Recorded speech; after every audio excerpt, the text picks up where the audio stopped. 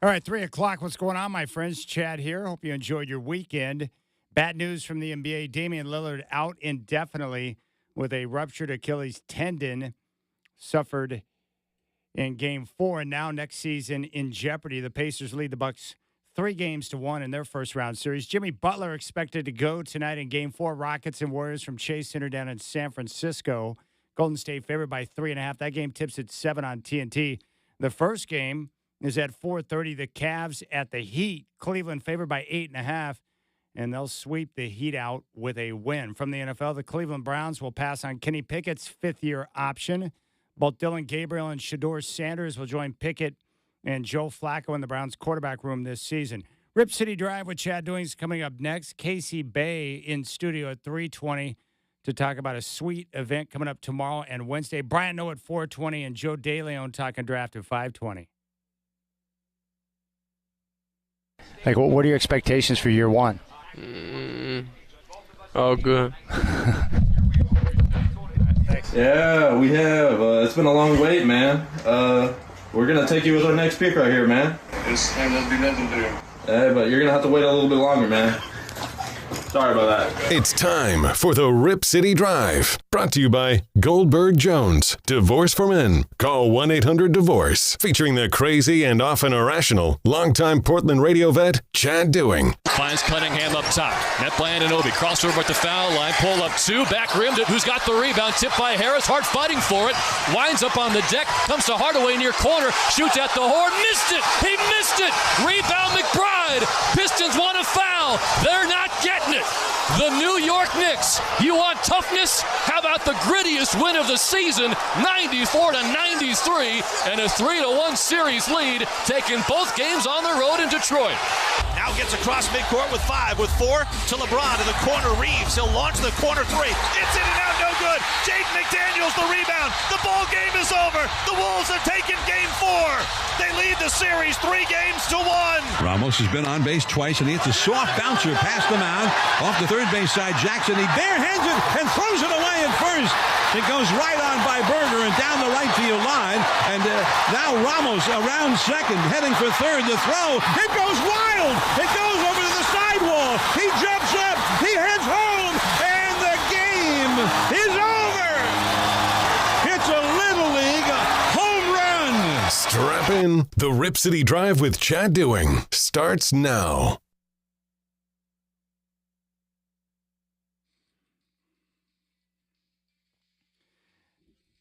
Michael Shacker just told me he's been laughing all weekend from the prank call to Shedeur Sanders. All right, Joe DeLeon will break down the draft coming up at 5:20, and I'll talk the same with Brian Noe, Fox Sports Radio at 4:20. Now, Casey Bay is going to join me in studio coming up at 3:20 to talk about his walk from here in Tigard at iHeart all the way to Moda Center coming up on Wednesday to raise money for autism. He and I both have autistic sons, and they got a sweet event going on at Shake Shack tomorrow. It doesn't get any better than that. So a lot of good things going on. Casey Bay will join me in studio in 20 minutes. If you want to reach out, 503-248-0620.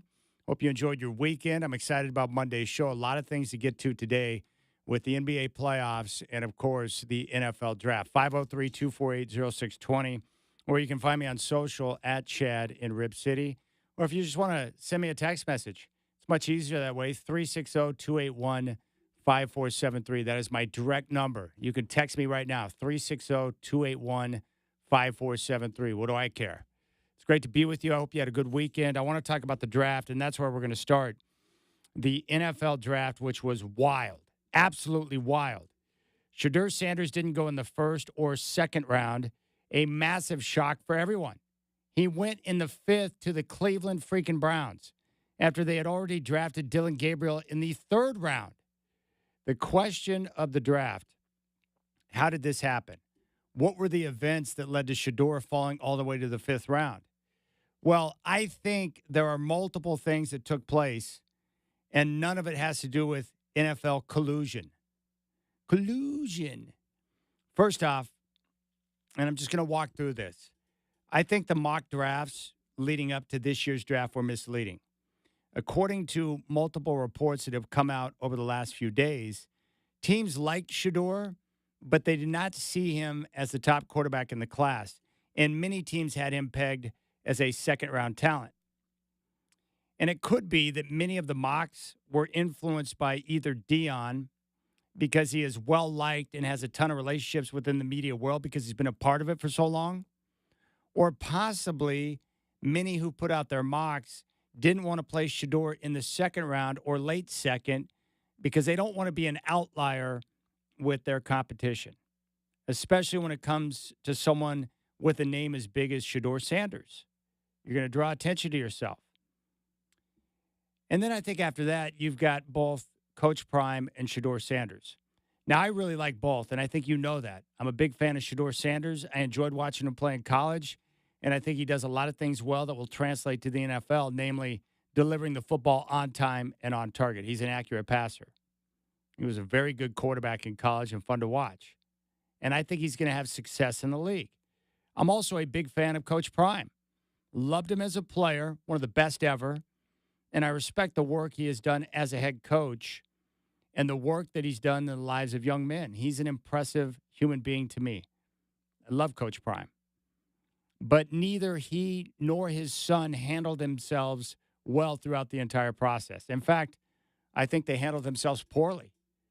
And if they're being honest and look back on it, they can realize that they made several mistakes along the way. And I mean several.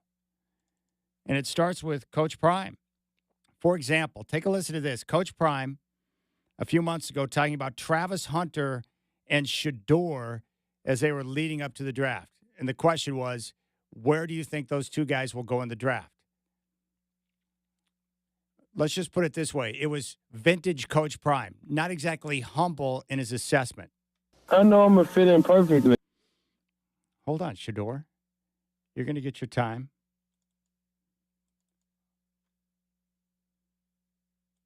Where do you predict Shador and Travis going in the draft? Top 4. Ooh, that's beautiful. Anywhere from 1 through 4. One of them is going to be 1. That's what I'm talking about. One of them is going to be speaking 1. into existence. And the latter one would not go behind 4. Now, all this is subjective because I know where I want them to go. And let's not forget Shallow, okay? But I know where I want them to go. So there's certain cities that ain't gonna happen. Okay, you on point. It's gonna be it's gonna be an Eli. Wow. All right, so he had certain places where he wanted Shador to go and Travis, and they were willing to pull an Eli. That's a bold statement, and keep in mind that is the father of the quarterback speaking publicly about there's only certain places I'm going to allow my son to go. Now, we have seen guys in the past, namely Eli Manning and John Elway, who said, I'm not going to play for you. Elway, it was the Colts when they were in Baltimore. He threatened to play baseball with the Yankees if they decided to keep him. He forced a trade to Denver. And then you had both Archie Manning and Eli Manning saying, yeah, we've seen the Chargers operation. We're not impressed. We're not going to go there. And he eventually wound up with the New York Giants. Now, I don't have a problem with an elite talent using his power, flexing his muscle to force a trade if you've got mad game. Like if you've got the ability to dictate because you're so unbelievably great, then more power to you. But the problem is if you're acting like he's a John Elway type and he's not even a first-round quarterback, that's not going to play well in the NFL. And we noticed that because I think it was like a week ago where Coach Prime came off the hard stance and was like, oh, he can go anywhere. Someone must have gotten to him within the league and said, hey, this is where he's pegged to go. You might want to back off your, well, there's only certain places that we're going to allow him to play stance. And he did. But it was too late. And if you're one of these other teams, do you want to deal with that type of mess? Knowing that he's going to hold a press conference every week in Colorado? And he's certainly going to be asked about Shador and where he's playing and how the coaching staff and the team is handling that entire situation. Nobody wants that type of attention. That's a problem. Now, Shador, by multiple reports, had several bad interviews. Either lacked preparation, like we heard against the Giants with Brian Daboll, where he asked him to do some stuff on the whiteboard. He wasn't prepared for it, and according to reports, Daboll called him out on it. Now, Daboll has recently come out and said, oh, the interview was great.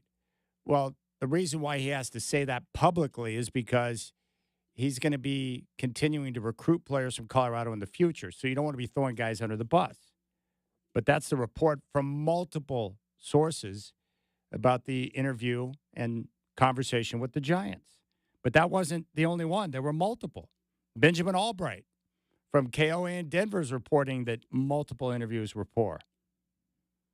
He presented himself as arrogant or almost like, I'm a little bit too good for your situation.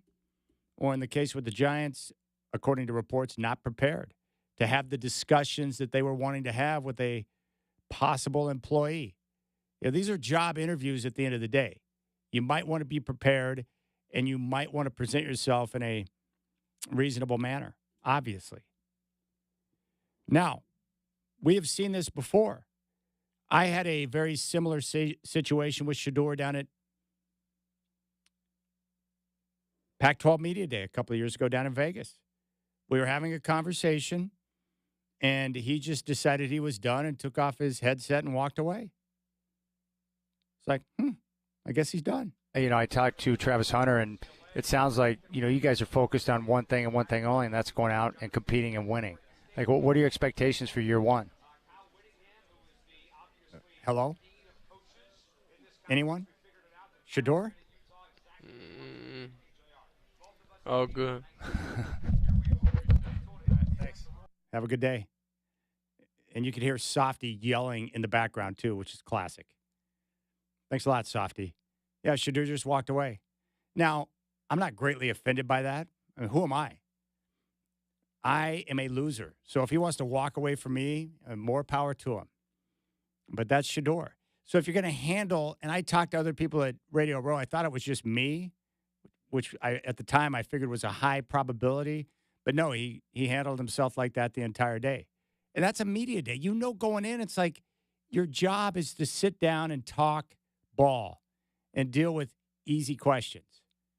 So it's not like a surprise. That's part of the gig as a quarterback. You're representing your father, the entire university, Buff Nation, the whole deal. And as you know, when you're a quarterback, you're held to a different standard. Whether it's fair or not, you are a CEO or a potential CEO of a multi-billion-dollar corporation. You have to practice differently. You have to present yourself differently. You have to communicate differently. Everything you do is going to be watched under a microscope by everybody, including your teammates. You have to be humble. You have to take the blame for things that aren't your fault. Even interceptions, when the receiver runs the wrong route, you can't call them out publicly. Everything you do is just different. That's part of being a quarterback, the way you present yourself. So I think what happened is he continued to fall. A lot of these teams are looking at it and saying, well, if he comes in right now, he's going to be a backup quarterback. And the problem is he's Shedeur Sanders. He's not Will Howard or Dylan Gabriel. So he's going to bring a lot of attention with him. So you have the Tim Tebow effect.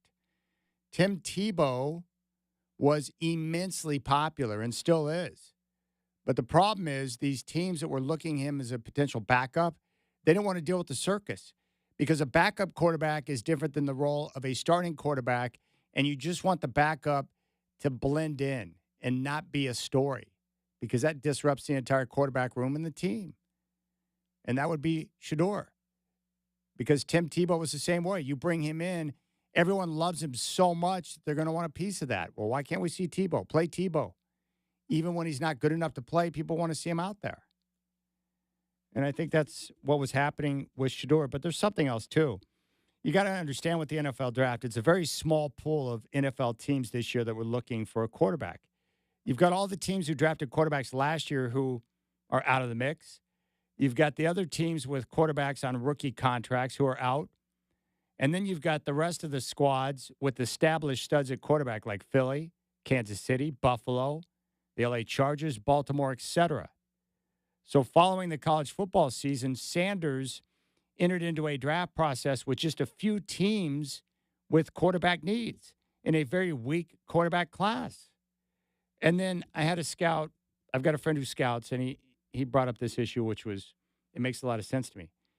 The other issue when you have just a few teams with quarterback needs and you've got someone who's not handling himself well, like Shador,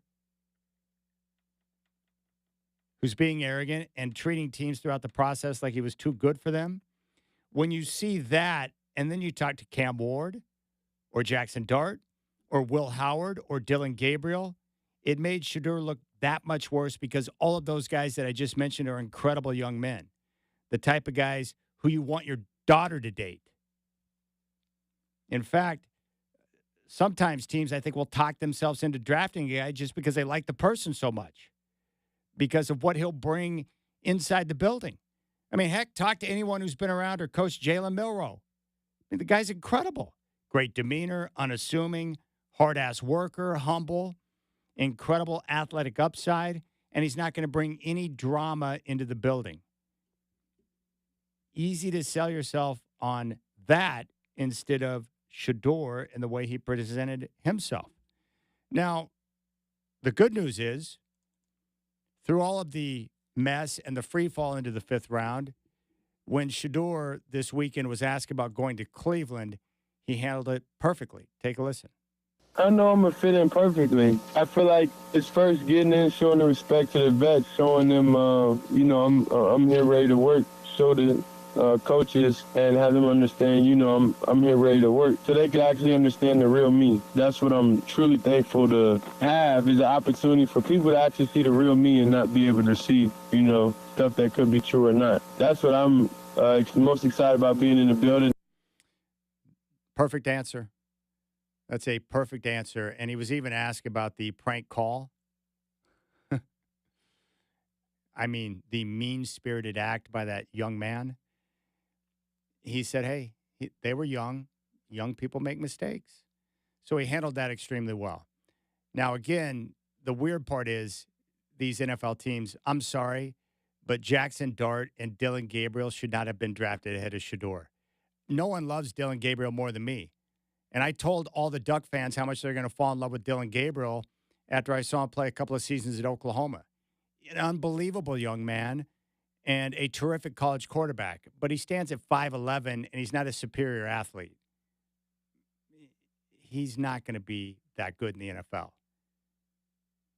So he shouldn't have been drafted ahead of Shador. Shador's better, as is Shador's better than Jackson Dart.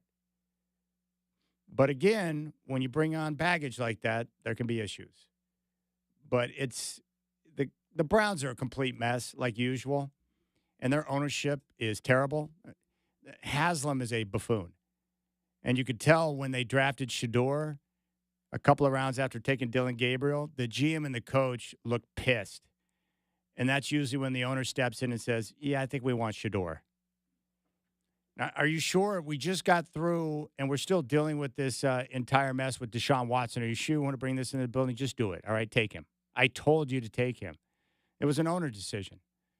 But on the bright side for Shador, Joe Flacco, Kenny Pickett, Dylan Gabriel, I'd be willing to bet my bottom dollar Shador will play and start at least a game for the Browns this year. I mean, Joe Flacco's older than dirt, right? Is he still in his prime? Maybe I should call Elway and see if he's still in his prime. All right, a lot more on that. Brian Noe at 4:20 talking draft, and Joe DeLeon, who's an expert, at 5:20. When we come back, Casey Bay doing great things for autism. We'll talk about it next on the Rip City Drive.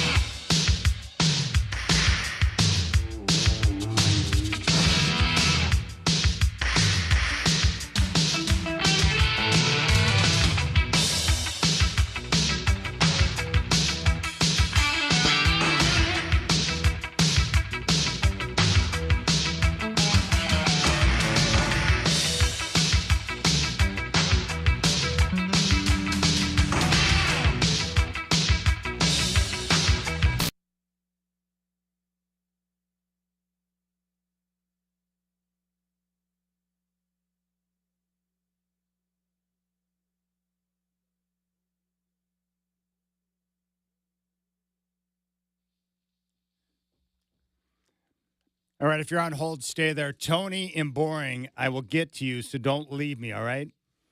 But very happy to welcome in studio my good friend Casey Bay from iHeart. And this entire deal that started organically, Beef Water's one-man march for autism, has now blown up into something really special. And we got to give major props to Shake Shack at Bridgeport Village, who reached out, who wanted to jump on board and become a part of your walk, which is coming up on Wednesday.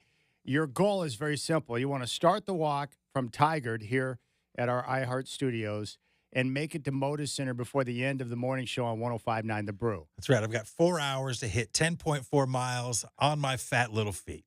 I love that. And I heard that Court Weber is going to join you, so you're not going to be solo out there bumping around. Yeah, he's my camera/security man, keeping everything rolling. Like a rap video, he's your hype guy. He is. He's just keeping everything on point. And thanks to him, he added 2 more miles to this whole endeavor. All right. Before we get to Shake Shack and exactly what's going on tomorrow, I ask you if your son knows about the walk and what's going on and what took place this weekend. It's pretty cool. Yeah, so I needed to find myself some walking attire. So I said, hey, man, let's go to the mall. He enjoys the mall. And I said, I just need you to be patient with me because I'm looking for some clothes, so it's going to be boring for you. But, hey, just stick it out. We'll get some food. We'll have a good time. And he goes, what do you need it for? And I said, well, you know you have autism, right? And he goes, yeah. And I said, so I'm walking to raise money for families like ours that just, that need a little extra help. And he goes, oh, all right.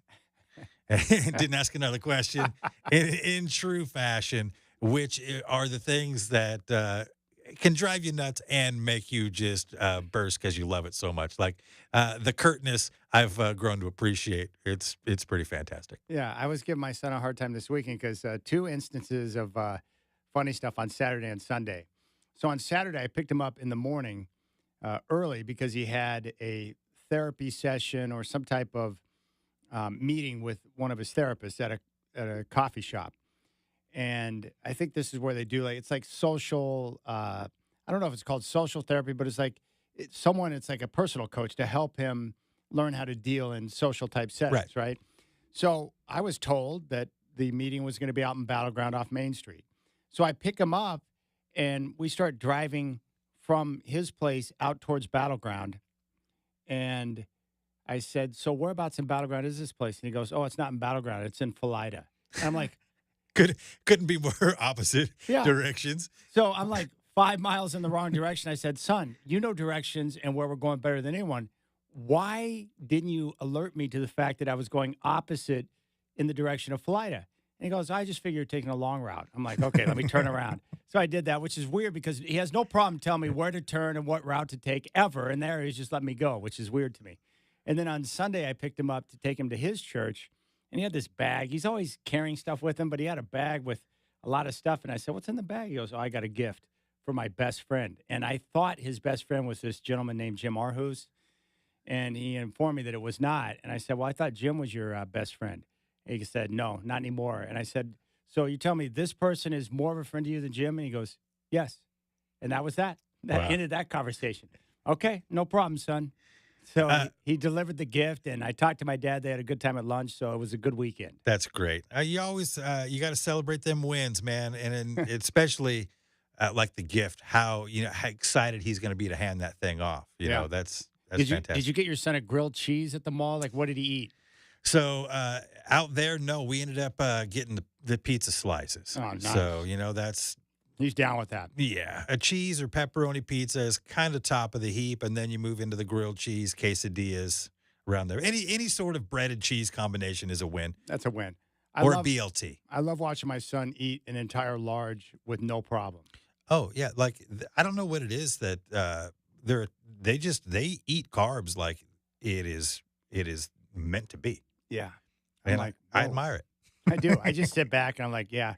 Come on, do it. Bring do it on. Yeah. Like we have, I bet my family has paid the light bill at the Tillamook Cheese Factory at least 2 months in his 19 years of life. Like we have purchased so much Tillamook cheese that it has to. I feel like we've contributed greatly to that operation. What's his cheese of choice?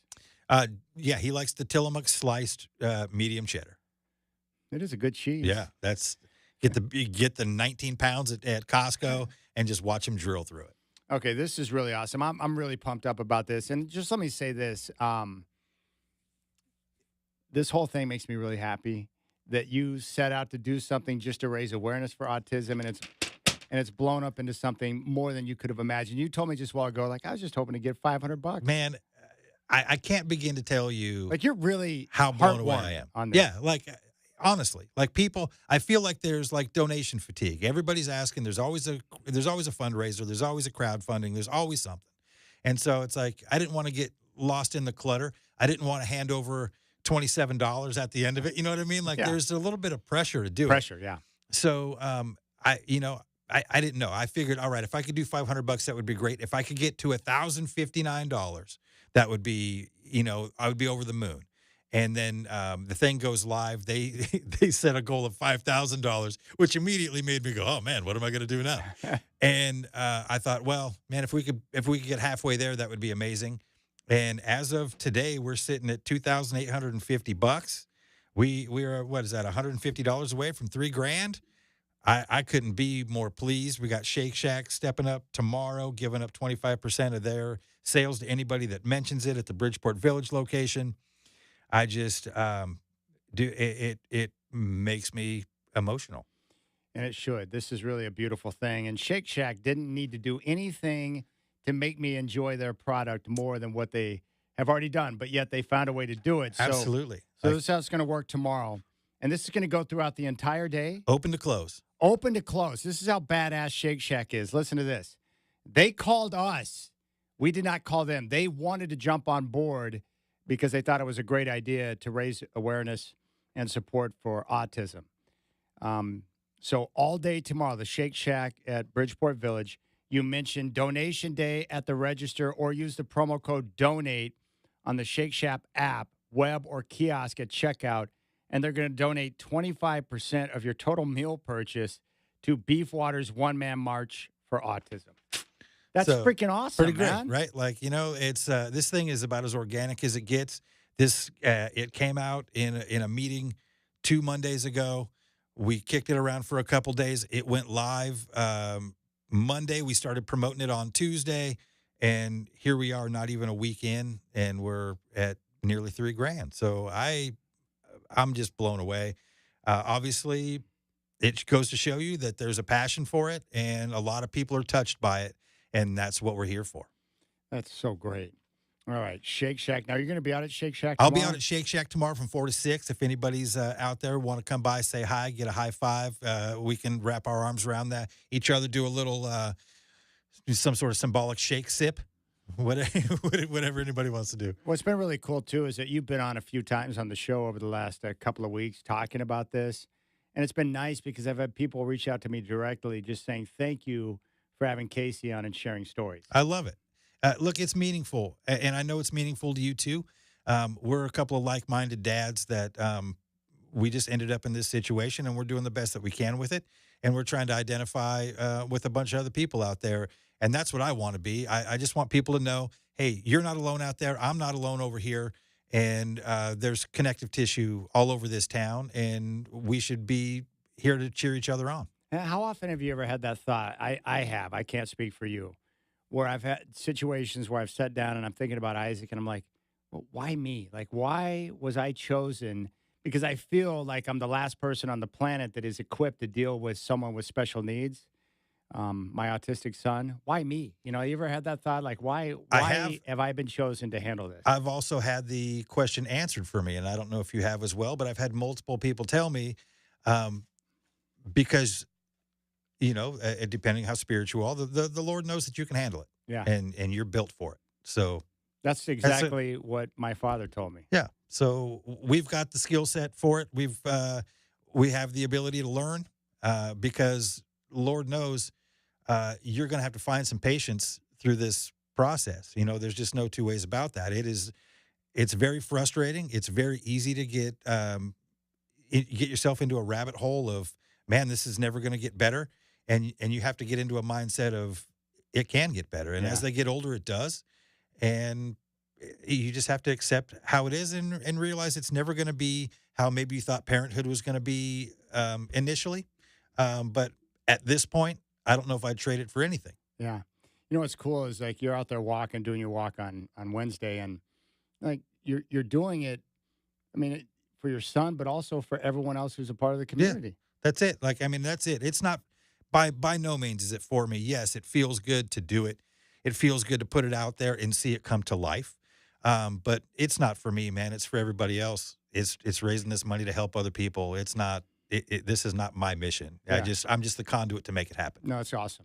Now, my dad, I was telling him all about it. He thinks this is freaking awesome, right? Because he loves Isaac so much and he understands the challenges. And I was telling him that, I said, Dad, you know how we haven't had a good holiday in like forever? I said, Casey, they deal with the same thing. Any type of overstimulating situation can create chaos for sure. But he's concerned that he thinks that the 4 hours is going to be a good challenge for you from here to there with the pathway you're taking. Like you're going to have to keep up a good pace to make sure you come in because I want you to get there inside of that 4 hour period. Yeah, there's no choice. Like, I have to get there in that 4 hour period. And you know what's interesting is I've had multiple people go, hey, man, I think you're going to get there well ahead of 4 hours. He goes, so it's interesting. I'm by no means a professional walker, but people that have gone, hey, man, I've walked a half marathon before. The way it paces out, like you should be able to do it pretty easily. So we'll see how it goes. I just want to drag my tongue across the finish line by 10 a.m. That's great. And how many people? I'm going to go down, so there will be people there to welcome you once you reach the I mean, point. it sounds like there's going to be a greeting committee there. Right there at in the Motor Rose Center. Quarter, right? Yep. And, boy, I have no idea if people are going to join along the way, Forrest Gump style. That option's out. I certainly know there's a handful of people that said they're going to. But yeah, I don't really have a full scope of how it's going to unfold. I just know that come 6 a.m. Wednesday, it's time to beat feet and get down that hill. What bridge are you going to walk over to cross the river? Steel Bridge. So I'm going to leave here, go 68th to 99W to Barber Boulevard, down Barber Boulevard to NATO Parkway, down NATO Parkway to the Steel Bridge, wrap around, boom, hit the Motor Center. All right. The most important thing you Easy need as to that. know. Oh, that's awesome. Awesome. All right. The most important thing for all of you to know is tomorrow.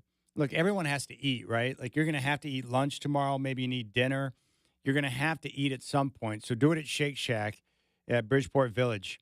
If you mention donation day at the register or use the promo code DONATE on the Shake app or the web or kiosk at checkout, they're going to donate 25% of your total meal purchase to the Beef Waters One-Man March for Autism. So go to Shake Shack tomorrow from open to close. They're going to be there. Once again, that promo code is DONATE. Mention Donate Day at the register or use Donate on the app, web, or kiosk at checkout, and they're going to donate 25%, which is, it's very freaking generous. Yeah, I felt like that number was one of the higher number I've seen in regards to donation. 25% is a pretty good. That's a pretty good. Think about it. So if you're a business like that, half of it's going to be operating cost. So they're literally giving up half of their half of the gravy to send my way, which is, that just blows me away. Yeah. So we all have an opportunity to take part in this. So that's Tuesday. That's tomorrow, April 29th, open to close, Shake Shack at Bridgeport Village. And Casey's going to be out there from 4 to 6. So if you want to stop by and offer up some moral support and grab a bite to eat while he's there, he'll be out there from 4 to 6. And like I said, we are $150 away from $3,000. So if anybody just wants to get on and make a quick donation, you can find it very easily at 1059thebrew.com. You can hit it up at the events page, the contest page, the graphics there. Just go to the main page, scroll down, you'll see it. Awesome. Dude, I love you, man. Dude, I love you too. And I It's so appreciate great. you sharing your platform with me to help promote this thing. I hate to stammer on the air, but I'm at a loss for words at the support that in a week's time we've gotten this far. That's pretty funny. I asked Isaac if he wanted to go to the autism walk this past weekend in Portland. Dad, it sounds like a good idea, but I got things to do. I don't have time for that. They were nice. They handed out flyers for this thing at the Autism Walk as well. So, like, the Autism Society really helped get the word out as well. So, Is that where the money's ultimately going to go? Is the Autism Society? Yeah, Autism Society of Oregon. And then that money will be used to help families get the resources they need and help just find a little light. I guess the one thing I've wished, and maybe I've thought this with, my puppy dog too, but I just have wanted, like, for a day or for a moment, just be able, I wish I could be Isaac for just a brief period of time to see how he sees and hears and feels the world. And I feel like that would help me just, I'd be like, oh, could you imagine I get it. How much that would help how you parent? Yes, because I know that most of the time he gets pissed off at me is because of it's an error that I'm making because I don't understand how he views the world. Or you're coming in too fast. You're asking too many questions. Like, there's a lot of things that spin out. And, I mean, I get thrown out of his room on a daily basis. So you get some thick skin. I love that. What does he say to you normally when he wants you out? Like, you'll be asking him questions or whatever. I'm telling you, it's question 3 that always is the one that's a bridge too far. But he'll just go, he'll either ask you, are you done or can you go now? or please leave. But if I don't respect his wishes, he will grab him by the shoulders and physically move me out because push you out. Look, he's 6'3", 230. There's nothing I can do to stop the guy. Yeah, I've had Isaac push me out the door. He's like, I'm not talking about that right now. Yeah. Okay. All right, man. Well, Chad, tip of the cap to you, man. You're a great dad. You give him all the time, and he's lucky to have you the same way my son's lucky to have me, and I'm lucky to have him. That's awesome. And I feel the same way. I've learned so much from him. 100%. And I'm thankful for that because he's helped me have compassion and an understanding for people like him that I could have never had. But he's helped me tremendously. I couldn't agree with that statement more. And going to the autism walk, that was one of the corner turners for me to realize that, yeah, my situation may not be ideal, but my situation is a lot easier than some of these other families have. And that perspective was everything. And it changed my attitude. And there's been no looking back ever since. Now, are you satisfied? Do you have a pimped out, like, tracksuit you're going to be walking in? It's pretty nice. It's pretty nice.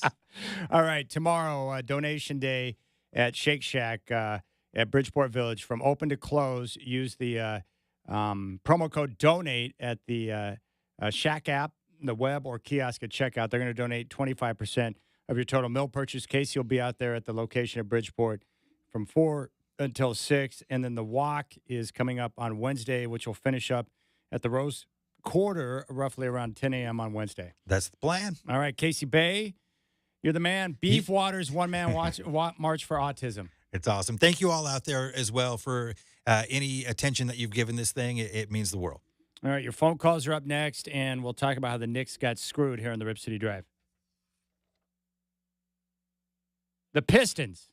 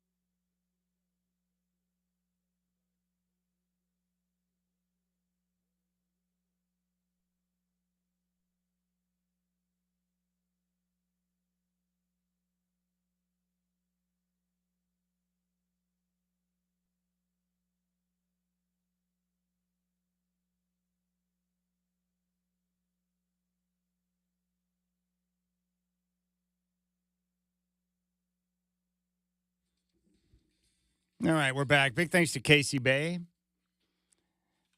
Donation days tomorrow at Shake Shack. Do you like Shake Shack, Michael Shacker? Oh, yeah. The name would lend itself to you liking it. Oh, you think it's one of my businesses? Shacker, Shake Shack. It sounds like something you come up with, man. I like it. I've eaten there a bunch of times. And you didn't mention milkshakes. They got really good milkshakes. Milkshakes are delicious. So tomorrow, from open to close, which is amazing, they were just going to go 10:30. Yeah, it's 10:30 to 10. I think they were just going to do a small window. It's all day. So big props to Shake Shack for donation day. Again, Bridgeport Village, at the register, use the promo code DONATE. Mention donation day or the promo code DONATE on the Shack app, web, or kiosk at checkout. And they're going to donate 25% of your meal purchase to the Beef Water One Man March for Autism. All right, that's pretty awesome. Let's go out to the phones. My man Tony has been kind enough to wait, and I know he's been geeked up on the NBA playoffs. I'll say this about the playoffs. You know, I've been down on the NBA the last few years, but I am revitalized. These playoffs so far here in the first round have provided us with many great games, and here to talk about it, it's Tony and Boyne. What's up, Big T? Hey, man. Yeah, exactly. Like, it's perfect basketball for old schoolers like us. The physicality is just off the chain. Like, the fights, like, I just eat it up, dude. It's NBA candy, right? Oh, it's the best, and I love physical play.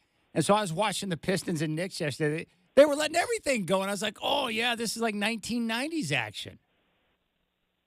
It was awesome. My favorite, maybe yours too, is the Wolves and the Lakers. Like, Anthony Edwards, I think it was a little bit before halftime, like just pushing LeBron as he's coming down the court, like, yeah, with a smile on his face. Like, dude, that was freaking Jordan-esque. Like, I don't know if people are realizing, like, this dude, like, next to Kobe is, like, the closest thing we have. And I hope people are enjoying and watching this kid. Like, that was the, you know, like, he's, you know, what he's saying in his mind is like, dude, you're, you know, because you know he's the GOAT to that kid, right? And he's like, you know, I want what you got, and I'm here to take it. I'm going to take it from you, man. And doing it with a smile, like, that was, I don't know, that just totally pumps me up.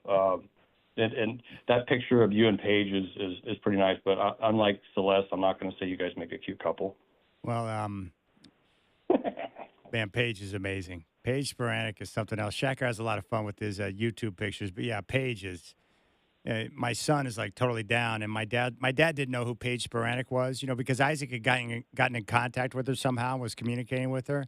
My dad's like, why is he so into this Paige woman? And I said, well, why don't you just Google her? He did a little Google image. He's like, oh, I get it now. Yeah. Dad still got it. Yeah, Dad understands. Grandpa understands. It makes sense. Good work, son. All right, buddy. I was watching on DVR, real busy with yard work and stuff, so I could only take in so much game, so I couldn't hit you up during the action, but just wanted to run. I knew you were loving that. I was loving it. You know, Harden getting into it with Gordon, Draymond with anybody. Like, it's so fun. It's just love it. I don't know. And you know it's going to be like that tonight, man. I can't wait for Game 4, Warriors and Rockets tonight. Yeah, the playoffs have been great. There have been basically every game in the Clippers-Nuggets series, aside from one, has been fabulous. And that tip dunk right at the end of the game by Aaron Gordon was amazing. I kept looking at the replay, and I was like, wait, what? Are his fingertips on top of the ball? It was too close to tell. And it was ruled a bucket on the court. I think they probably got that one right. What a finish. And it happened so quick. I was too busy watching Jokic put up that junk at the end of the game. It was like a prayer. And then like a missile out of nowhere, Aaron Gordon grabs the ball and rams it down. Game over. What a game. What a game. Game 5 is going to be epic in that series. The Knicks and Pistons have been absolutely fabulous. And it was a physical game. The officials just let everything go. And so I'm loving it, man. Warriors and Rockets tonight going to be great. Missed opportunity for Houston. They had a chance to win that Game 3 without Jimmy Butler in the lineup. And then Steph Curry, they had that big run right before the end of the first half, got back into the game.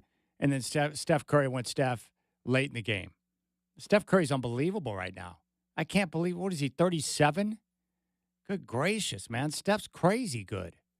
So tonight's game's going to be awesome. And it looks like Jimmy Buckets, is going to play. So, yeah, I've been revived on NBA action here with the postseason. I feel horrible for Damian Lillard. Absolutely horrible. ruptured Achilles.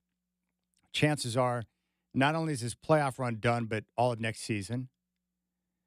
And my only hope for Dame is that once he has a chance to let the emotions settle, that he'll find it inside of him to go through the rehab, go through the battle, challenge yourself, and do whatever is necessary to get yourself back on the floor. I just want him to be in a place mentally where he's right. And what a brutal injury that is. The good news, though, unlike it used to be to basketball players, now the Achilles tear is not a death nail. We're seeing guys come back and be somewhat productive after that injury, which is good. All right, we'll keep things rolling. We'll come back. I want to talk more about the officiating in the Knicks-Pistons series, but I also want to ask, well, I'll explain it. Like, I love what they're doing, but there's got to be a way they can tighten it up in the final 2 minutes so you don't blow calls. And then we'll get into a J.J. Redick's decision to play the same 5 guys the entire 24 minutes in the second half. And Minnesota, it's pretty easy to see how they're winning these games. They're dominating the fourth quarter, and Ant Edwards has been the best superstar in the series. And as a result, Minnesota's up 3-1. And the Lakers are now on the brink of elimination. I'm sure that makes all of you very sad out there. And then Brian O going to join us at 4:20 to talk draft. You got the Rip City Drive with Chad doing.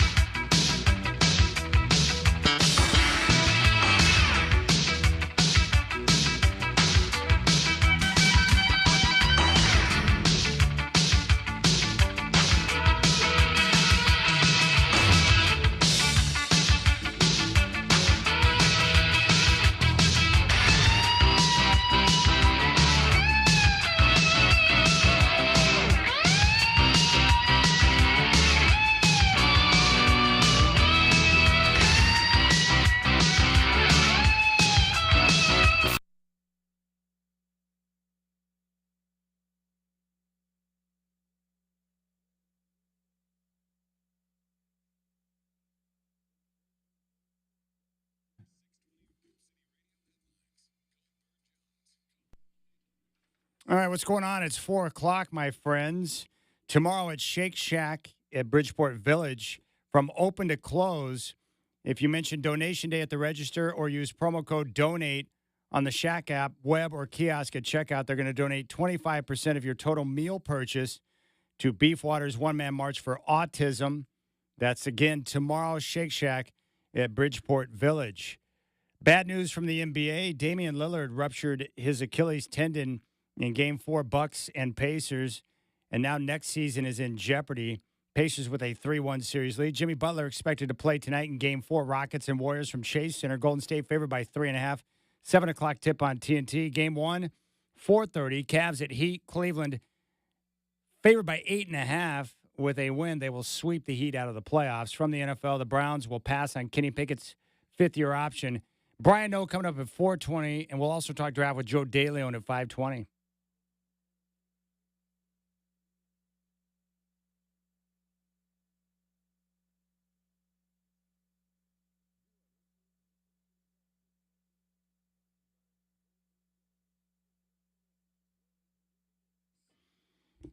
Yeah, the only disappointment I had this weekend was when I saw the draft pick in the third round by the New York Giants. Cam Skattebo, one of my favorite college football players ever, from Arizona State, a human wrecking machine, was drafted by the Giants. I was bummed. I wanted him in a Bronco uniform badly. My dad wanted him in a Bronco uniform badly. And as I've been telling you now for over a year, Cam Skattebo is one bad boy. But I think he wound up in a spot, and I was just communicating with Duke, the UPS driver, who's a big Giant fan. Brian Daboll is going to use him. He'll find different ways to get him in the mix, but very happy for Cam. Keep in mind, Cam Skattebo, top 5 in Heisman voting this year, had a monster year for the Sun Devils, one of the most productive players in college football. Had an incredible performance in the playoff against Texas, and they ended up losing in overtime. When he came out of high school, he had 2 offers. 2. Sacramento State, where he ended up, and Holy Cross. And with his continued work and effort, wound up with Kenny Dillingham at Arizona State, and in 2 years turned himself into a third-round pick in the NFL draft. It's a great story. Love him. And it was great to see him in the live reaction once he got the word he had been drafted. He broke down in tears. I love seeing that kind of stuff because it shows you how much it matters to these guys. The work that they put in, all the training, the physical sacrifice, and just given an opportunity, and he made the most of it, man. Props to Cam Skattebo. That guy is a super stud. We'll talk more draft coming up here at 4:20 with Bino! Fox Sports Radio. Brian Noe coming up at 4:20. Now, I do want to talk NBA playoffs. We'll get to the Lakers and Timberwolves here in just a moment. But just a couple of things with the Pistons and Knicks. First off, with Cade Cunningham. I mean, this guy is a budding superstar. I think J.B. Bickerstaff's doing a great job with that team. They're clearly responding to him. But Cade Cunningham has got everything you need. He's got great size. He's got shot-making ability. He can create on his own. Good rebounder, good ball handler, good leader. And he's really starting to come into his own. Like, the future for the Pistons is very bright, but Cade Cunningham is great. And he got that good look at the end of the game before the no call. He got to his spot, got the shot he wanted. It just didn't go down. But I think his demeanor and the way he's carried himself through this series, along with his tremendous play, if you're a Pistons fan, you've got to be really happy. It's impressive. And Jalen Brunson's a badass. The guy's tough. He's not 100%. He's out there just balling out of his mind. Big fan of him. But the one thing I would say is this. I love the way that they're calling the games in the playoffs right now with the officials. They're letting things go, especially in that game yesterday with the Pistons and Knicks. It was a physical basketball game, and there are a lot of things that come with that. It's the type of basketball I grew up with, so when I see a game like that, I'm like, oh, yeah, give me more of that. I like guys banging a little bit. I like guys contesting. I like physical play, and I like watching games where there's a flow and you don't have stoppages with dudes walking back and forth up to the free throw line. Like, it's awesome. Let the guys ball out. And clearly the league sent out a memo that let the officials know, like, hey, we don't want you deciding the games. Let the players decide the games. But here's the issue. A couple of things. One, when you let the guys bang and you let them play free and you're not blowing a whistle on everything, it will result in the occasional scuffle.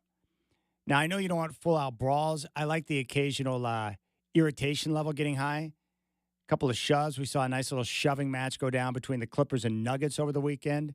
Like, I love all of that. You just don't want it to go too far to where guys start taking swings and then inevitably the hideous suspensions take place. But my question would be this. How can the officials who are letting the guys play and they're calling it one way by just letting the physicality take place in the postseason, is there a way where they can kind of tighten things up a little bit in the final 2 minutes? Meaning, hey, we're going to let you play and bang and get after one another, but we've got to tighten things up at the end of the game to make sure that a game is not decided on a bad no call. You know what I'm saying? Like, there's no doubt that Hardaway was fouled on that jumper. He was fouled. And Josh Hart was asked about it afterwards, like, did you make contact? He's like, yes. Was it a foul? I don't know. He knows it was a foul, but they didn't call it, so he doesn't give a flying rip. He got away with it. So you got to tighten things up enough to where you don't allow play like that to go down. You can't have a shooter elevate and get mauled and then just let it go. Very frustrating. And it's annoying. They've got to find a way to tighten it up. So let the guys play, but tighten things up just a little bit there at the end of the game. Because you don't want a game ending on a bad no call where everyone knows that the Pistons got completely screwed. It's bizarre. But after the game, J.B. Bickerstaff said there was contact. There's contact on Tim Hardaway's jump shot. I don't know any other way around it. There's contact on his jump shot. The guy leaves his feet. He's at Timmy's mercy. And I repeat, there's contact on his jump shot. Yeah, he's right. There was, and the NBA quickly came out and acknowledged that a foul should have been called. What I don't understand is, like, why can't you have an eye in the sky that can quickly correct a bad miss like that? That was a foul. We've got to put him on the free throw line. Because the Pistons, they got to feel sick right now because they've outplayed the Knicks in this series, and now they go back to New York for Game 5 down 3-1. It's unfortunate, and it could have been prevented because they allowed that play to go. I love J.B. Bickerstaff. I don't know how else to put it, but he pretty much blew the call right there. There's contact on Tim Hardaway's jump shot. I don't know any other way around it. There's contact on his jump shot. The guy leaves his feet. He's at Timmy's mercy. And I repeat, there's contact on his jump shot. He said the word contact 3 times in 11 seconds. So the Pistons got screwed. They got screwed. It was still a great game. What a great series. And I love the highly competitive, closely contested games like that. So much fun. And the NBA playoffs are totally different because they care. And you can see it in the way they hustle, the way they play, the way they get after it. It's pretty awesome. All right, Lakers and Wolves. Minnesota is now in a commanding 3-1 series lead after yesterday's win over the Lakers. They won back-to-back games at home, and now they go back to Los Angeles for Game 5, and the Wolves have a chance to close them out. The only slight ray of hope for the Lakers is that 2 of the final 3 games in the series would be played at Crypto.com Arena, or whatever they're calling that place now. But outside of that, the Wolves have dominated this series. Dominated.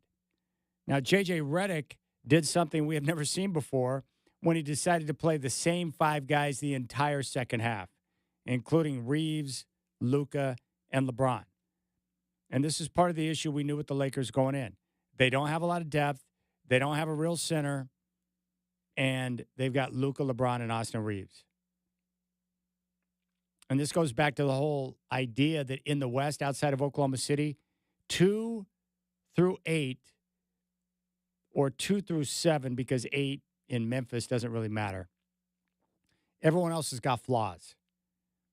Like, there are good teams that can be dangerous, but they all have flaws. Oklahoma City does not. But these other teams do. And with the Lakers now, it's pretty clear that there are just certain guys that J.J. Redick does not trust.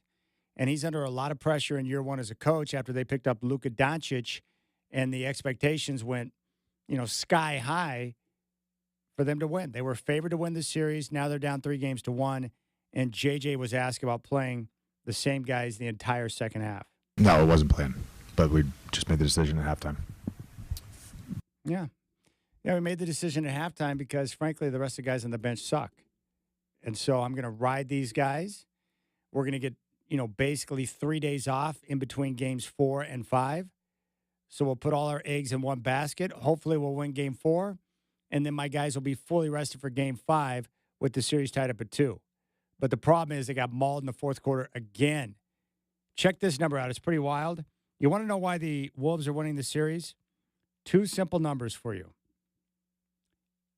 The fourth quarter scoring through 4 games, Minnesota is outscoring the Lakers 105-69. That's not a very nice number. 105-69 in the fourth quarter. Advantage Minnesota. Also, Anthony Edwards is winning the superstar battle against Luka. That right there is all you need to know. And with the fatigue factor, you got to wonder how that played in. LeBron James put up a horrendous 3 inside of a minute. He also turned over the basketball in an inbounds play. The Lakers were just slow defensively. Luka was gassed. And check out these numbers from yesterday. LeBron, 0 points in the fourth quarter. Austin Reeves missed 5 threes. And Luka was 1 of 7 down the stretch. So the 3 guys they're counting on just ran out of gas and had nothing. And Anthony Edwards is killing it out there. Anthony Edwards has gone crazy. He's gone mad. And he's loving it. Yeah, it's going to be physical, man. I wouldn't say I was trying to make a point, but just let them know that we here. You ain't just going to push us around all night. I mean, because, I'm not going to lie, he's strong. It's hard to keep him from, he posted me up. He got all the way to the rim. I was glad he missed the layup, but he a lot stronger than me. But just let him know that we're going to be here all night, and I'm going to be a pest to him. Whenever I get on him, I'm going to try to get up under his skin. I'm going to try. Because, we played together at USA. He was like a big brother to me. He looked out for me, helped me out a lot with reading the game, IQ and everything. So, just trying to be a pest to him out there. Anthony Edwards started to emerge last year in that Denver series, and then Dallas is like, no, we're going to treat him like a superstar, make sure he doesn't kill us. And they did. But now he's getting the attention of a superstar, and he's breaking down double teams, splitting the double teams, going through 3 guys to get at the rim. His clutch numbers are off the charts. He is doing everything right and playing with phenomenal energy. Now, keep in mind, the Lakers weren't the only ones to have guys go 24 minutes in the second half. Anthony Edwards played 24 minutes in the second half yesterday. He wasn't struggling. He had more energy, more athleticism, and was attacking. He can smell blood, man, and he's going after it. I mean, he is freaky good and so athletic and fearless and hitting big shots. I mean, they closed game 3 on a 13-1 run, and then the Lakers melted down yesterday. And a lot of that comes from the pressure that the Wolves continue to apply. And by the way, Naz Reid is officially my favorite role player in the entire NBA. He's physical, he's smart, he gets to his spots, and he's a big-time shot maker. Naz Reid is a terrific player. Every team in the NBA could use a Naz Reid. But the Lakers are in big-time trouble. They may not even win Game 5. Everyone assumes they're going to win Game 5, but they may not win Game 5. But if they do, Game 6 back in Minneapolis is going to be fabulous. Wow, Anthony Edwards, what a bad boy he is. But their defense, Jaden McDaniels having a big series. Now, who's Jaden Daniels? Oh, that's the Washington quarterback. The Washington football team quarterback. They had a good draft, by the way. Seahawks had a good draft. The Cleveland Browns did not. The Browns suck. Haslam stepping in. I love the reaction. You got to watch the video if you haven't seen it, but just type in Browns front office reaction to Shedeur, and you'll see coach and GM looking bitter as they selected Shedeur Sanders.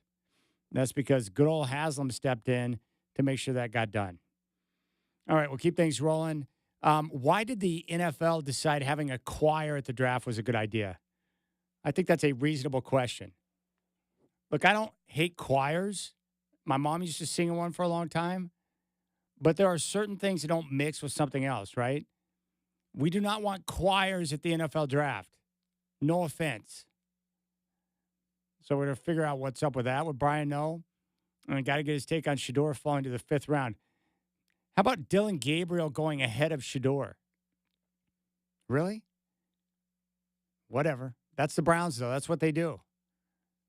The reason why these teams, year after year, continue to pick near the top of the draft is because they continue to do mind-baffling things. And I even like their coach, Stefanski. I think he's a smart coach. But they're run by the Haslams. That's all you need to know about that.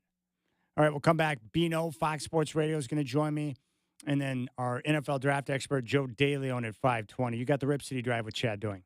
Toyota and iHeartRadio need your help filling the truck with canned and non-perishable foods to benefit the Oregon Food Bank. Bring your donations and look for the specially marked Toyota Tundra this Friday from 4 to 6 at Klamath Falls, Fred Meyer. Then on Saturday from noon to 2 at Fred Meyer in Medford. Join us at either Fred Meyer location as we fill the truck for the Toyota and for the Oregon Food Bank.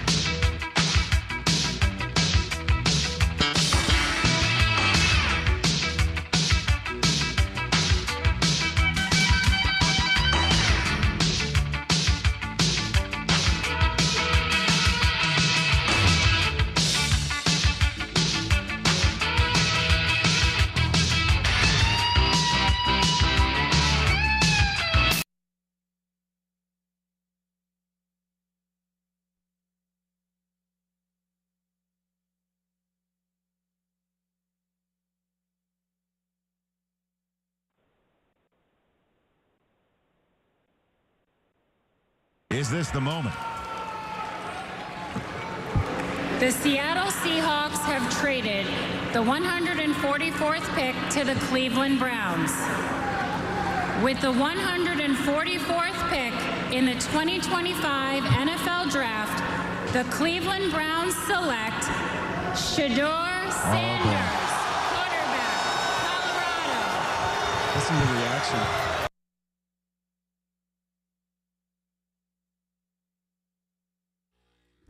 All right, my brother from another mother from Fox Sports Radio, the one and only Brian Obino is back on the show. What's up, Brian? Chad Doing, my brother. Man, good to be with you, bud. I'm fine. How was everything with you? How's everything in the Pacific Northwest over there, huh? The weather the last couple of weeks has been fabulous, and with the end of the NBA season, that means my golf game is seeing some serious action right now, so I'm loving it, man. My life is back, baby. I'm back. Are you more like Rory before the playoff on the second nine or more like Rory on the playoff hole? Which are you these days? I'm more like Bryson melting down after about hole 3 at the Masters.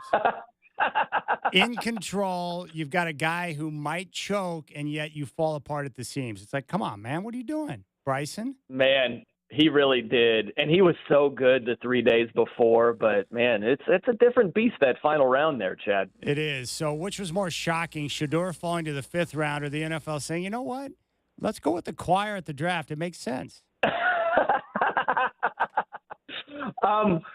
I mean, it's a very short list of things in sports that are more shocking than Shedeur falling to the 5th round.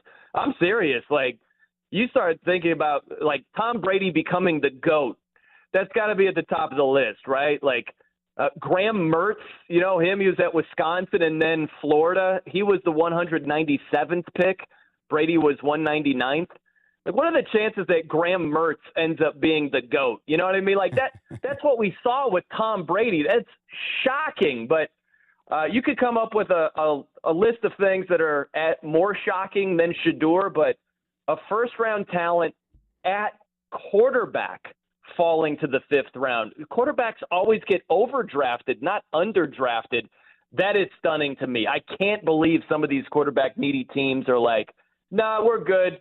The Colts are like, we'll just stick with Anthony Richardson. He can't complete passes, but that's our guy. Like, what are you doing? Just take a shot in the dark when it gets that late in the draft. Yeah, I agree 100%. So there are many different ideas as to what took place over the course of the weekend with Shedeur. So I want your take on it. And why do you think he ended up falling to the 5th round? Well, I think Louis Riddick put it really well from ESPN, and he said something to the effect of, this isn't about, like talent on the field. This is about, do we want you to be like representing us? Like, that's the type of thing that it feels personal. That's what Lewis was saying. And I agree with him, where I think that there are some people, like, I'll put it this way. A lot of fans have a bad autograph story. You run up eagerly and like, hey, can I get your autograph? And they blew you off. They didn't even acknowledge you, something like that. And you never forget that. And it seems like some of these NFL front offices, when they met with Shedeur, they were not impressed at all, to the point where it rubbed them so wrong that they were like, yeah, in spite of needing a quarterback like blood, we would rather just not go with this. Like, that is pretty stunning. So I think a lot of it is personal. It's way more personal than just the talent evaluation, because he's certainly talented enough to go much higher than he did. So I think this is absolutely personal. Yeah, and I think part of it, too, with what you said about him really failing at these interviews, because it's more than just one team. It wasn't just the Giants situation with Dayball. The reports would indicate that it was multiple interviews. And I think what happens is, if you know you're going to bring a guy in who's initially going to be a backup, you don't want to deal with that circus necessarily. But then you go out and you meet guys like Will Howard and Dylan Gabriel and Jackson Dart, and then Jalen Milroe. And all of these guys, they play the part perfectly because they're humble, they're unassuming, they're known as great teammates in their own locker rooms. The way they carry themselves is different. And I think a lot of times these executives can fall in love with guys like that, who may not have the talent but are such good humans that they want to believe in them. But I'm with you, Brian, where look, I know that Shador's not a bad guy. I think he just handled it in a very arrogant manner, and I think his father played into that. But football-wise, after Cam Ward, I absolutely believe he's the second-best quarterback in the draft because he can deliver the football on time and on target. And he faced so much pressure at Colorado over the last 2 years and showed a lot of toughness. So regardless of how he handled this situation, I believe that he's going to be able to play. The good thing for him is he wound up in a quarterback situation in Cleveland where he's almost assured to get time this year. I wouldn't be surprised if he gets a couple of starts by Thanksgiving. Right. No, I'm with you. And a lot of what you laid out right there, it's, Tim Tebow comes to mind. Tim Tebow is an amazing guy. He just is. And like what you explained, there are a lot of teams that just fall in love with that aspect of him. And that was a large reason why he was a first-round pick. And then come to find out, he can't play at the NFL level. Shador certainly has more NFL talent. He's a better NFL prospect than Tim Tebow was. But Tim Tebow, he walks into a room and you've got these NFL teams that are just, they hear the Gregorian chant in their head where it's like, when it just follows Tebow around. It was the opposite with Shador, and he ends up in the 5th round. But I'm with you. I think that there's something to be said about evaluating a player from a personal standpoint. There's something to be said about that. But I think that front offices can take that way too far, where you fall in love with the guy's character and he really can't play, or you fall completely out of love with the guy's lack of character as you see it, and he just plummets in the draft. I think it's production above everything. And unless this guy is just a raging lunatic that's committing crimes off the field, you know what I mean? Unless he's just an all-American, royal D-bag, I just don't see that from Shador. I don't understand why all these people are so bent out of shape, Chad. I really don't. It's he does the watch dance and he flexes Lambos. So what? I don't understand why people are so angered by this guy. I don't see how he's that angering to begin with. But, hey, man, there's a large section of people, NFL front offices, that would completely disagree with that. The other part that surprised me, too, is how Deion misplayed this entire situation with his son, because just a few months ago he was talking about how he thought both Shador and Travis would go in the top 5 and that they weren't just going to play anywhere, he and Shador. They were going to be choosy about their teams. And then he changed his tune not long before the draft, and I wonder if word got to him that, hey, your son is not a top 10 pick and he may not be a first-round pick, so you might want to change your attitude and approach when it comes to accepting whatever team drafts him, and he changed his tune. But I'm just surprised that he took that approach, because you would think that Coach Prime would know where the majority of people have his son pegged and where he's going to be taken in the draft. Yeah, I don't know. There's a lot that goes into it, but just stunning. It didn't sound that crazy at all when Deion was talking about, hey, they might go 1-2, they might both be top 5. Just leading up to the draft, we're thinking, hey, Saints at 9, maybe worst case scenario, Steelers at 21, and he goes 144th.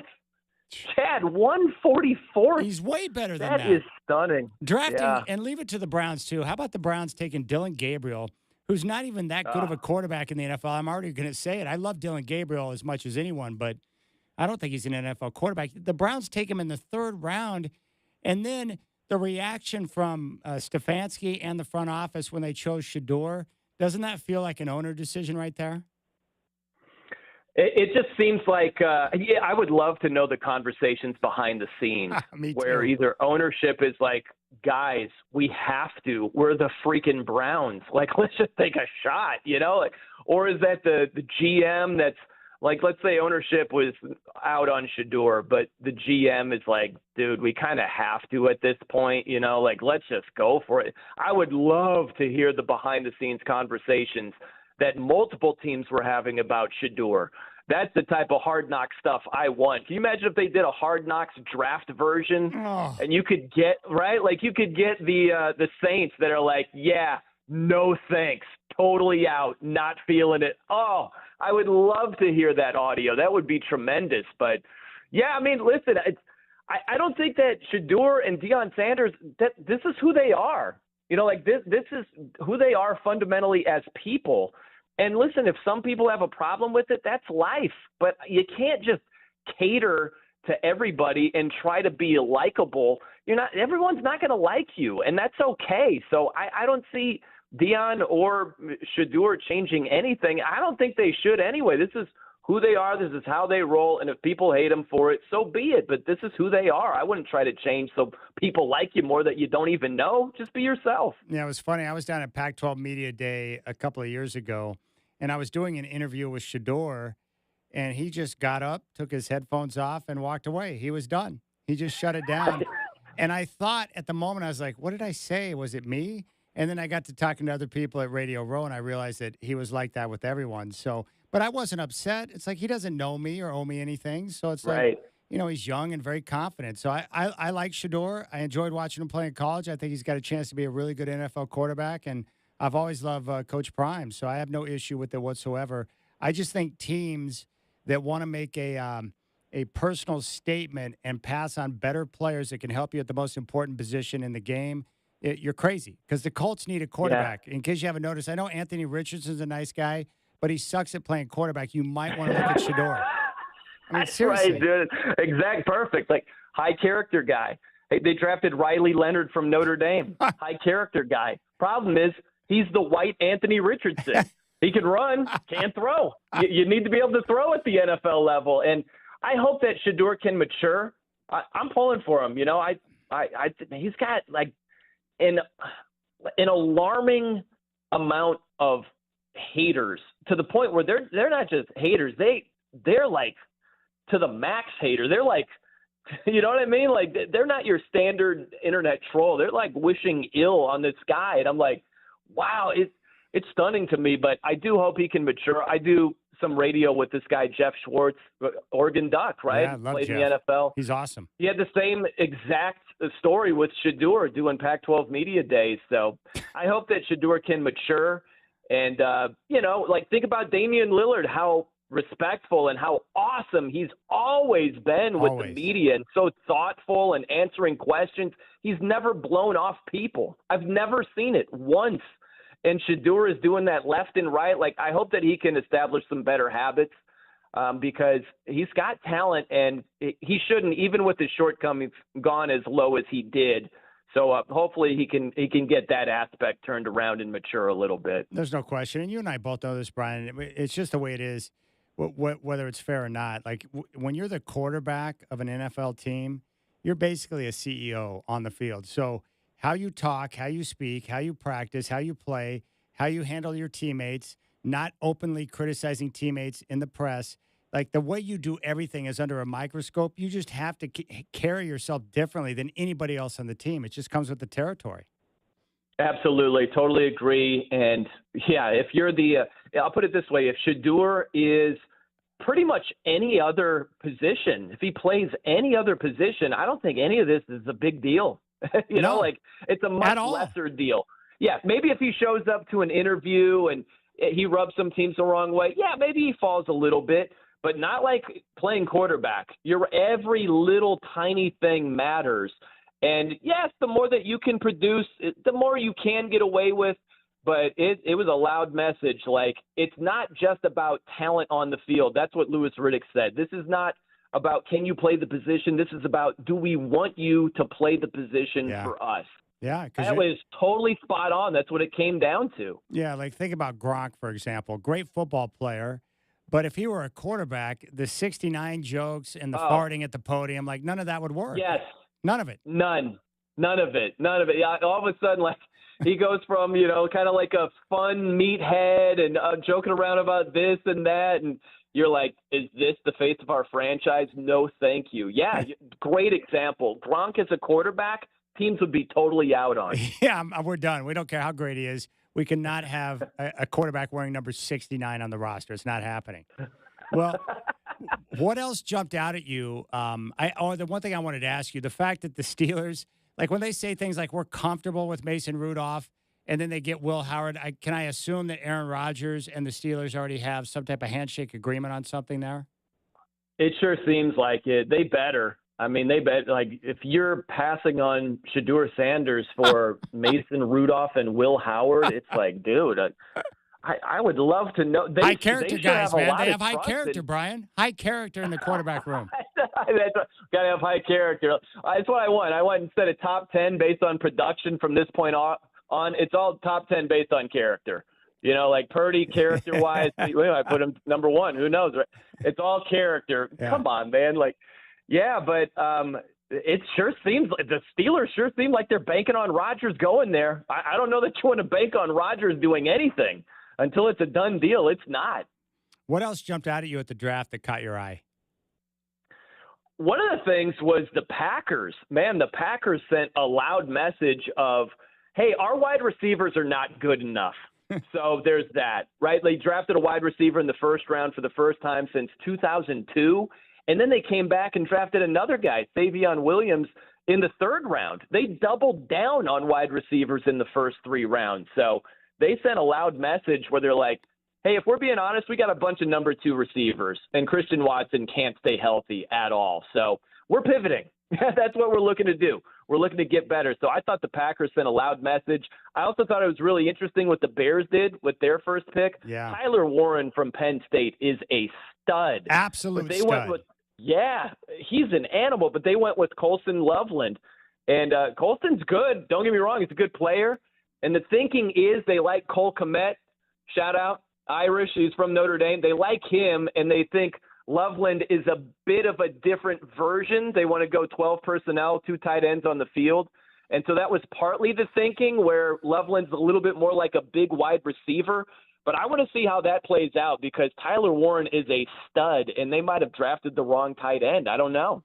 Well, the one thing I do like about Chicago, what they've done during the offseason, is that they took an offensive line that gave up the most unblocked sacks and most pressures to Caleb Williams, and they've retooled the entire front. So at least I feel better year number 2 with Ben Johnson that Caleb Williams should get the type of protection he needs so they can be back there making good decisions and delivering the football on time. So they appear to be on track with Coach Johnson. Yeah, amen to that. They gave him a lot. You know, they're surrounding him, all the free agent pickups, the interior offensive line. They draft an O-lineman in the second round. They get a tight end. They get Luther Burden out of Missouri. Like, they're just stockpiling talent around Caleb Williams. I thought similarly with Drake May in the Patriots roster, it's been a significant upgrade, right, in this offseason and draft, where 1, 2, 3, they go, you're looking at their picks. You go, Will Campbell, let's strengthen the O-line. Hey, let's get Travion Henderson, who's really good as a running back at about Ohio State. Kyle Williams from Washington State, a receiver. They go with another third-round O-lineman. They really have tried to upgrade the talent around Drake May. So I like what the Patriots have done here as well. Yeah, and another team, too, that I really am impressed, and we'll see what it looks like once the season begins, but I think the Commanders had a good draft, and I just feel like we might be like 2 or 3 years away from Jaden Daniels being in a Super Bowl. Man, he's so special, Chad. What an unbelievable rookie season. And, I'm excited to see what they're able to do building upon that season. But he looks to be a franchise quarterback for the next decade plus. And think about where that franchise was, man. Wow. You're talking about a 4-win team going to 12 wins and the NFC title game in 1 year. And now all of a sudden, like, everything's changed. They were a joke for 3 decades, and now, hey, let's go back to D.C. We're building a new stadium. Let's get after it. Like, there's all this new enthusiasm and positivity. And some would look at Daniel Snyder not being there anymore, but it's Jaden Daniels. You can change ownership all you want. You don't have a quarterback, you're going nowhere. So I think it's more so Jaden Daniels than anybody else. Oh, one final thought. Did you happen to see the interview with Bill Belichick on CBS?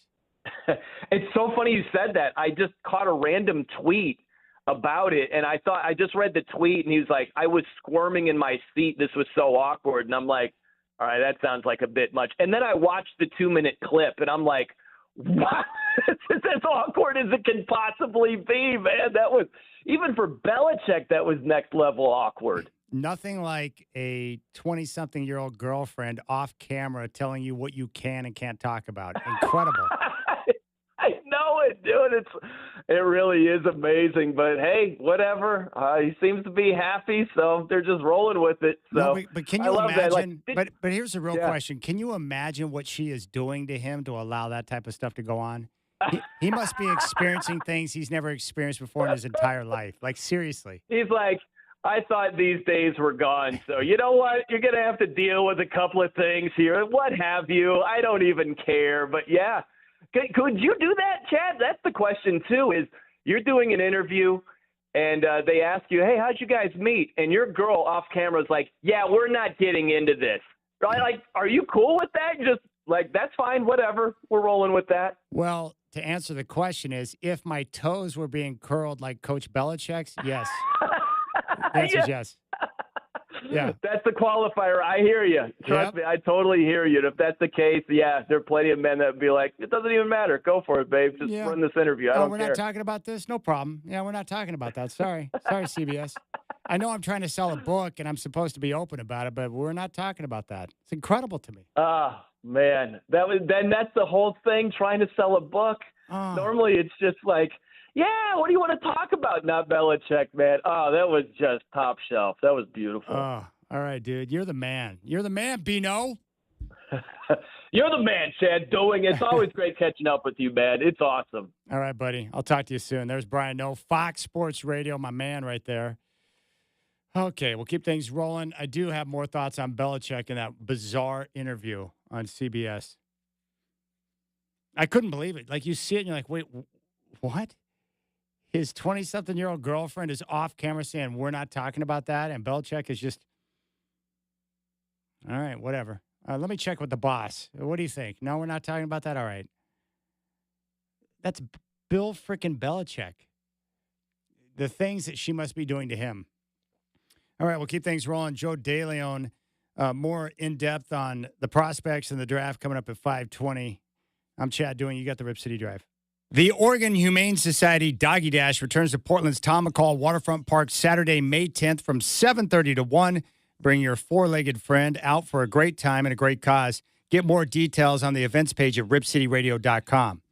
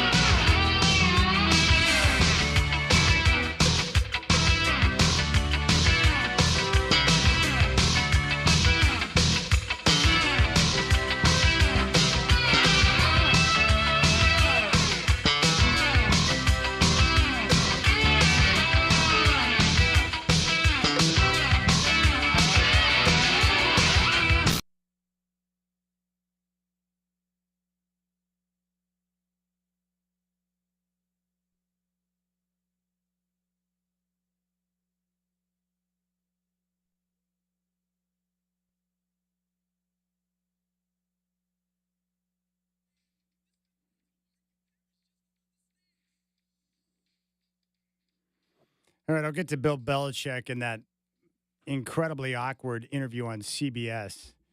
I got some thoughts on that. Just bizarre. Absolutely bizarre for the greatest coach in the history of the NFL.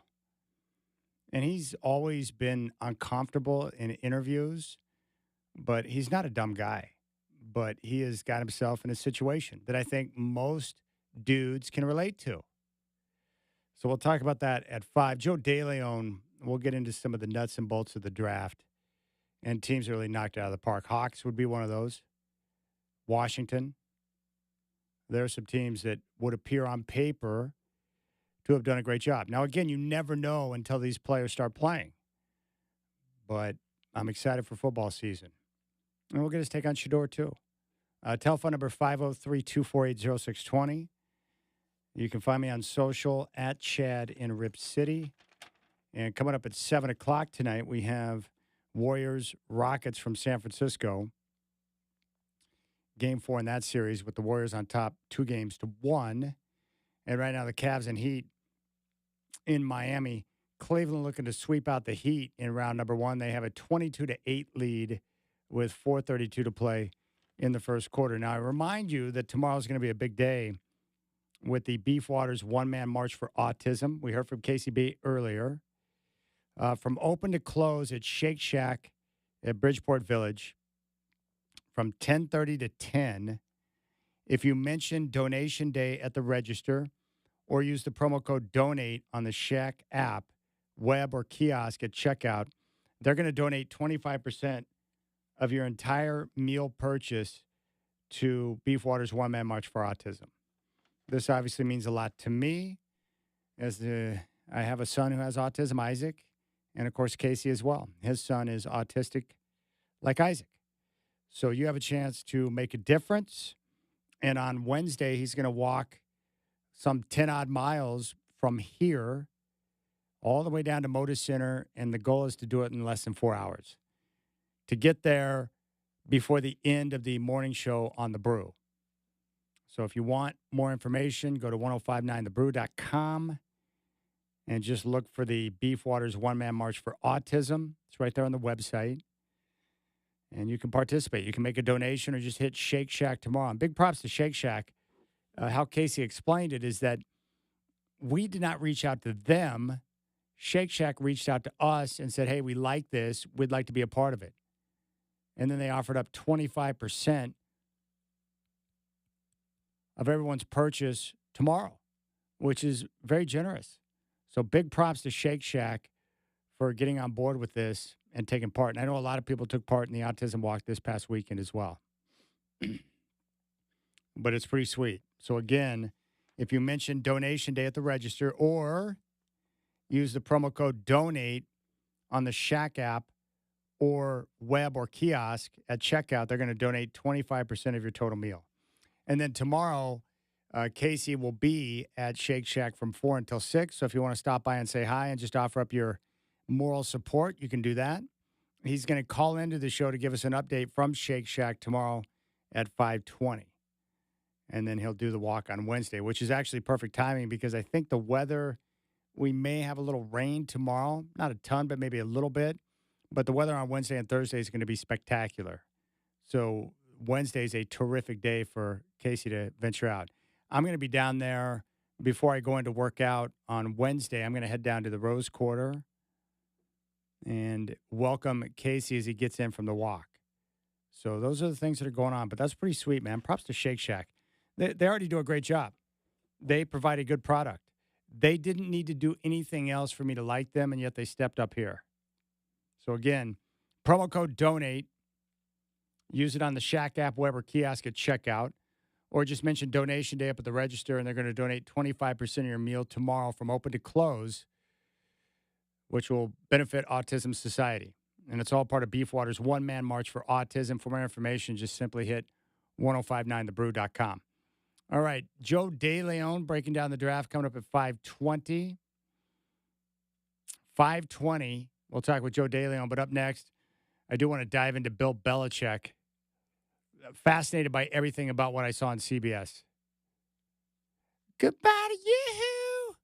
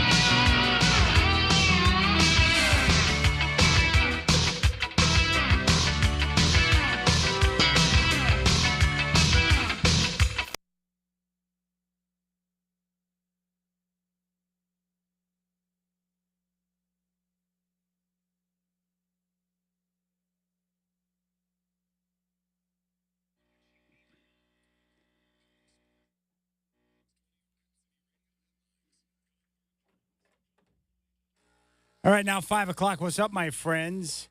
NBA playoffs, Game 4, Heat and Cavs from Miami. 2 minutes to play first quarter, and Cleveland's on top 35-8. If they win, they will sweep Miami out of the postseason. Game 2 of the TNT doubleheader is coming up at 7. The Warriors will host the Rockets. Golden State with a 2-1 lead in that series, and Jimmy Butler is expected to return to the lineup tonight in Game 4. Bad news for the franchise, Damian Lillard. He's out indefinitely with a ruptured Achilles tendon, and now next season in jeopardy. The Pacers lead the Bucks 3-1 in their first-round series. From the NFL, the Browns are going to pass on Kenny Pickett's fifth-year option. Both Dylan Gabriel and Shador Sanders will join Pickett and Joe Flacco in the Browns quarterback room this season. We'll focus in more on the draft coming up at 5:20 with Joe DeLeon.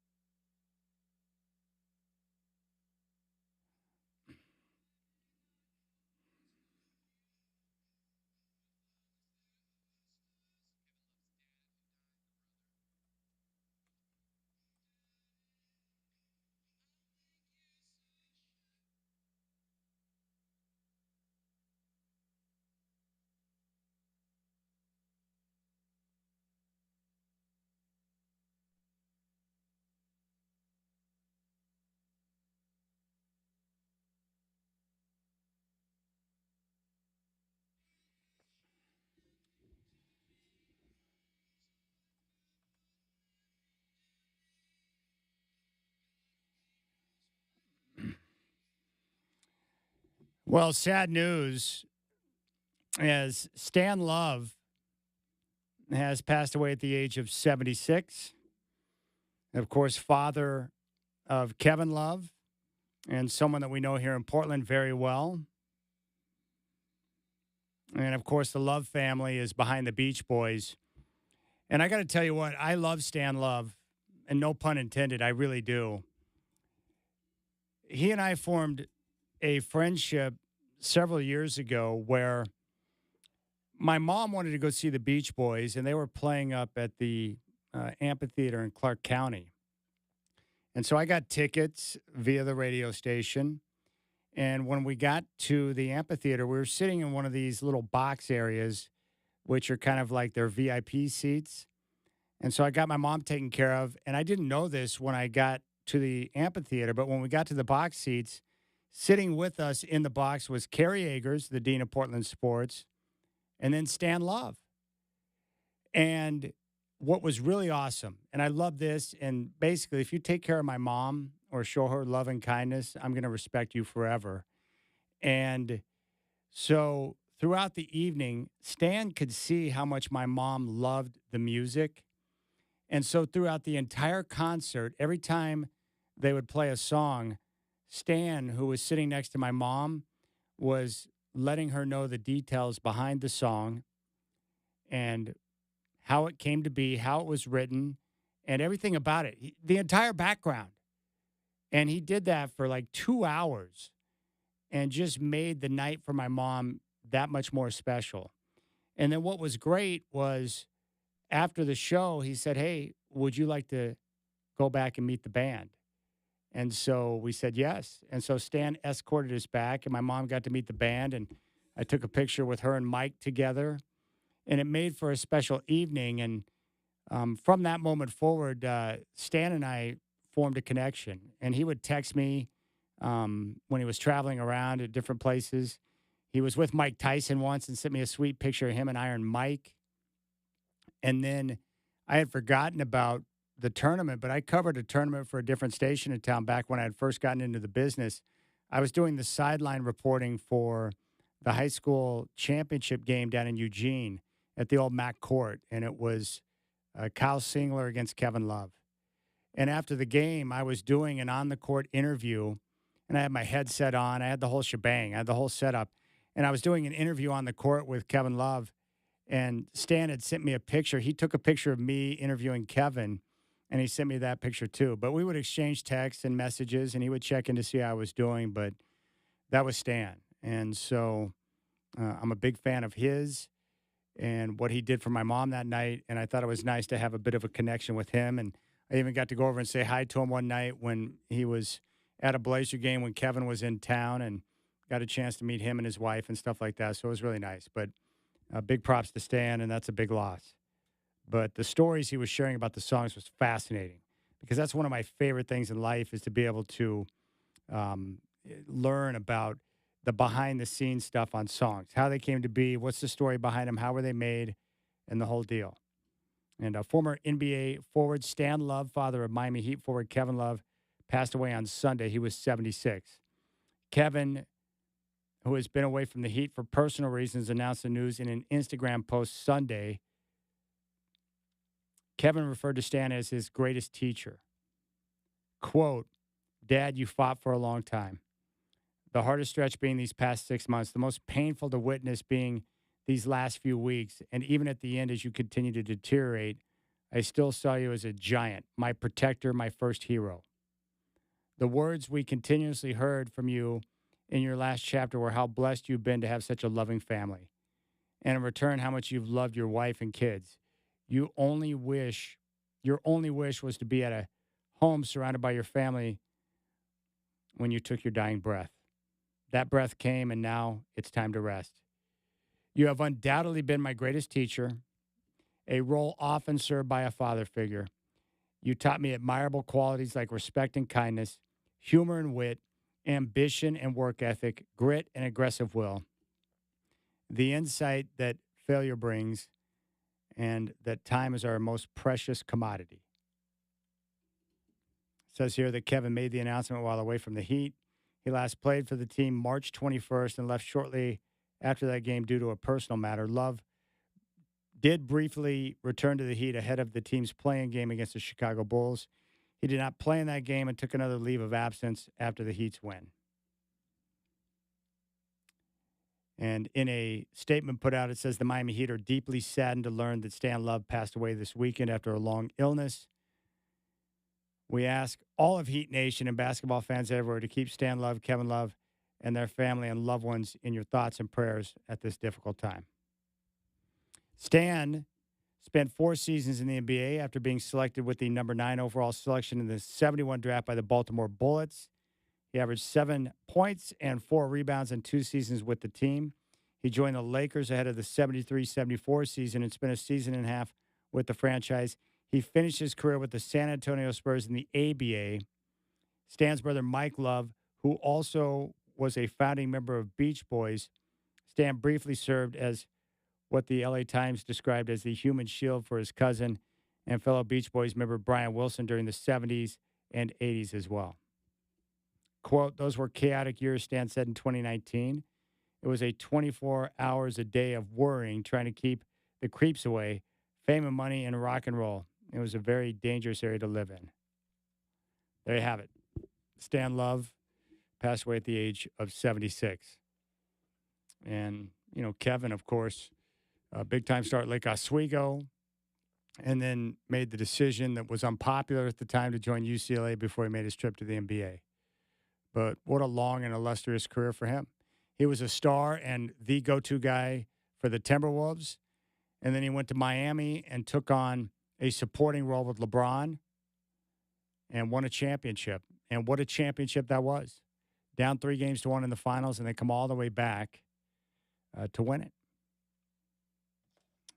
It's tough. It's tough when you lose family members, especially a father. And you can hear from Kevin's words how much Stan meant to him. And as I've said before, you know, we're not prepared for the loss of human life. That's why I'm trying to enjoy every moment I got with my dad now. I mean, he's still in good health, but, you know, I can see the aging process taking place. And I really have enjoyed how the relationship between father and son has changed over the years. You know, when I was younger, I needed a father. I didn't need a friend. I needed someone to provide direction, discipline, wisdom, support, all of that. And he was that, my dad. And then as I got older, he said one of the hardest things was to let go. When you hit 18, 19, and you start making decisions on your own, he said it was very difficult to let go, but he knew that that was a necessary part of the process, realizing that I was going to make bad decisions and mistakes, and I did. But as time has gone on, we've become really good friends. And my dad is still a great source of wisdom for me. And what I love now is that he, unlike my mom, because moms are different, he doesn't inject himself into anything. But if I call him or I'm talking to him and I ask for his advice on something, what he normally says is, well, let me think about that for a moment. I'll get back to you. He always takes time to think before he speaks. He never has been one to speak out of place. He likes to internalize and to process and think, and then he'll come back with his input. I think that's driven my mom crazy over time. But that's the way my dad is. He doesn't speak often. He's more of a quiet individual. He's more of a thinker, but he's got great wisdom. And so I've just enjoyed having a chance to be around him and share those moments. And so I feel for Kevin. My heart aches for him because he lost, his friend, his father, his protector, his leader. And those are, special relationships. And if we're fortunate to have those in our life, you realize as time goes on how valuable they are. But Stan Love was awesome. What he did for my mom that night was incredible. I mean, every song he was giving her the background. My mom was eating it up. She couldn't believe it. And then offered to take her back so she could beat the band. Love that, man. That's awesome. You do one thing. It's amazing how just a random act of kindness, like you never forget it forever, the type of impression it leaves. And so I'll never speak anything ill of Stan ever because of what he did. That was awesome. Freaking awesome. All right. I'm not going to talk about Bill Belichick at the moment because that would be a difficult transition to go from Stan Love and his memory to talking about Bill Belichick. I will try to get to it before the end of the show. I just don't understand how a coach, the most successful in history, who used to tell Lawrence Taylor what to do, who used to yell at Tom Brady, and then would ignore Bob Kraft in the hallways of the Patriots facility, now is unable to do an interview on his own as a grown man unless his 20-something girlfriend gives him permission. That's just weird to me. That's all. It reminds me of like when I ask one of my buddies, like, hey, you want to play golf tomorrow morning? Let me check with the boss. What?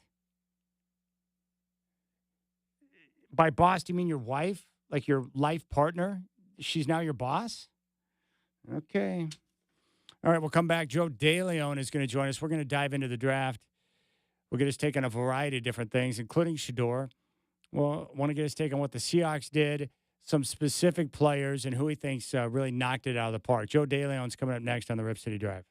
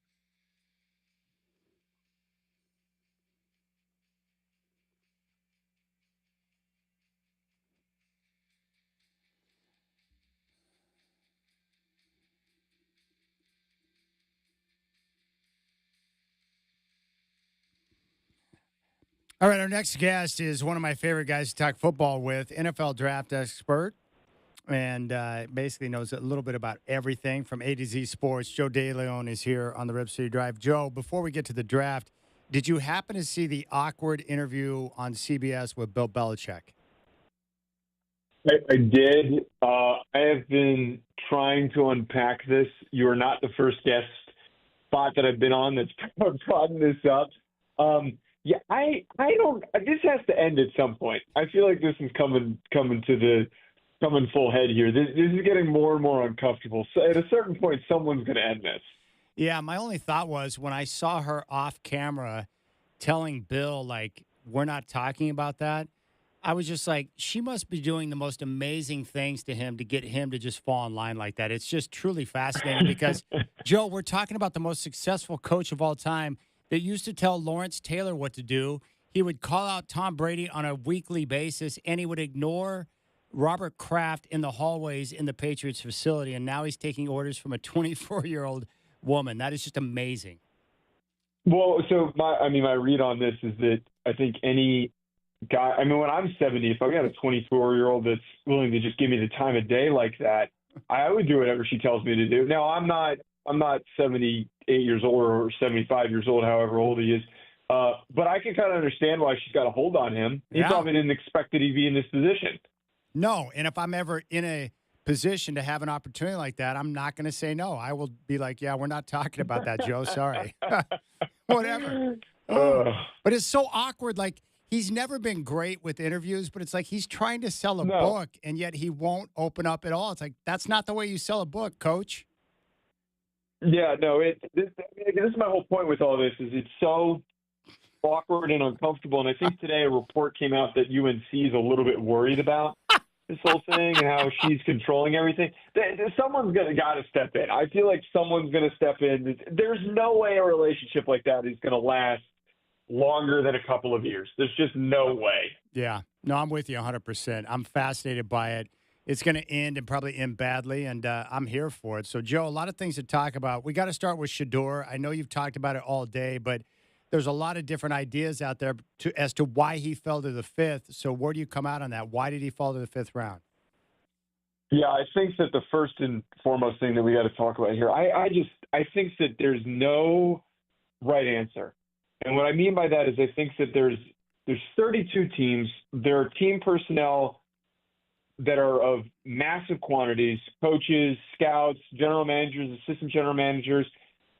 I think that with all the people involved, there's no real way to understand and know what caused all this. But what is readable is I believe that the NFL had a similar grade on Shedeur Sanders as they did with Jackson Dart and as they did with Tyler Shuck. And I think that the NFL liked the personalities of those guys. They're not very outspoken.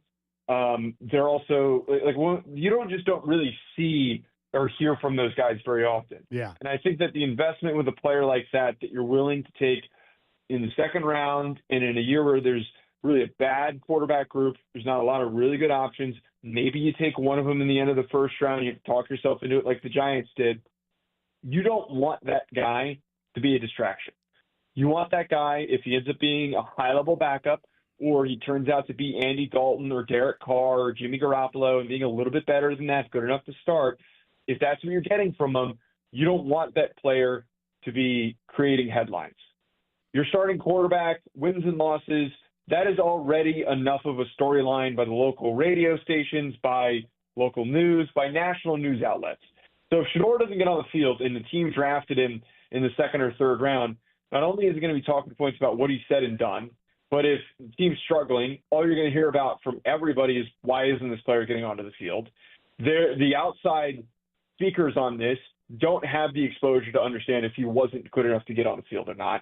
So I think that no team just wanted to have to deal with this. If you take him later, you take him on day 3, I think it quiets it down a little bit more, but it's still going to be a large distraction. The other part about this, I think that a lot of teams are worried that Shedeur Sanders might not know how to handle himself when he's away from his father. And what I mean by that, I'm not saying that he's not mature enough to, but his dad Deion Sanders has been his coach in high school, at Jackson State, at Colorado. I genuinely don't know if anyone has yelled at him that isn't his own dad. I feel like most coaches in those circumstances that were on those coaching staffs would be more than afraid to yell at Shedeur Sanders. Yeah. So the only person who's being critical of him is his father. And I think that NFL teams felt weird about this whole pre-draft process, and getting to know him and Deion Sanders felt that dynamic is still there and they don't want to have to deal with it. I'm just curious, you evaluate players. What grade did you have on him? Did you see him as a first round or a second round or later in the draft than that? I had a mid-second round grade on him, and I had the same grade as I think like everybody. Mel Kiper was the exception who had him as his fourth-rated prospect in the class. Most people had him in the top 30. I had him in the top 30. So where he would have been projected was in agreement with everybody out there. So I think that this fall definitely has something to do with the off the field, his personality. I think that we'd be naive to believe that it didn't. Now, do you think where he wound up with the Browns and their quarterback room with Kenny Pickett, Joe Flacco, and Dylan Gabriel, like, that's not a bad scenario for Shedeur, is it?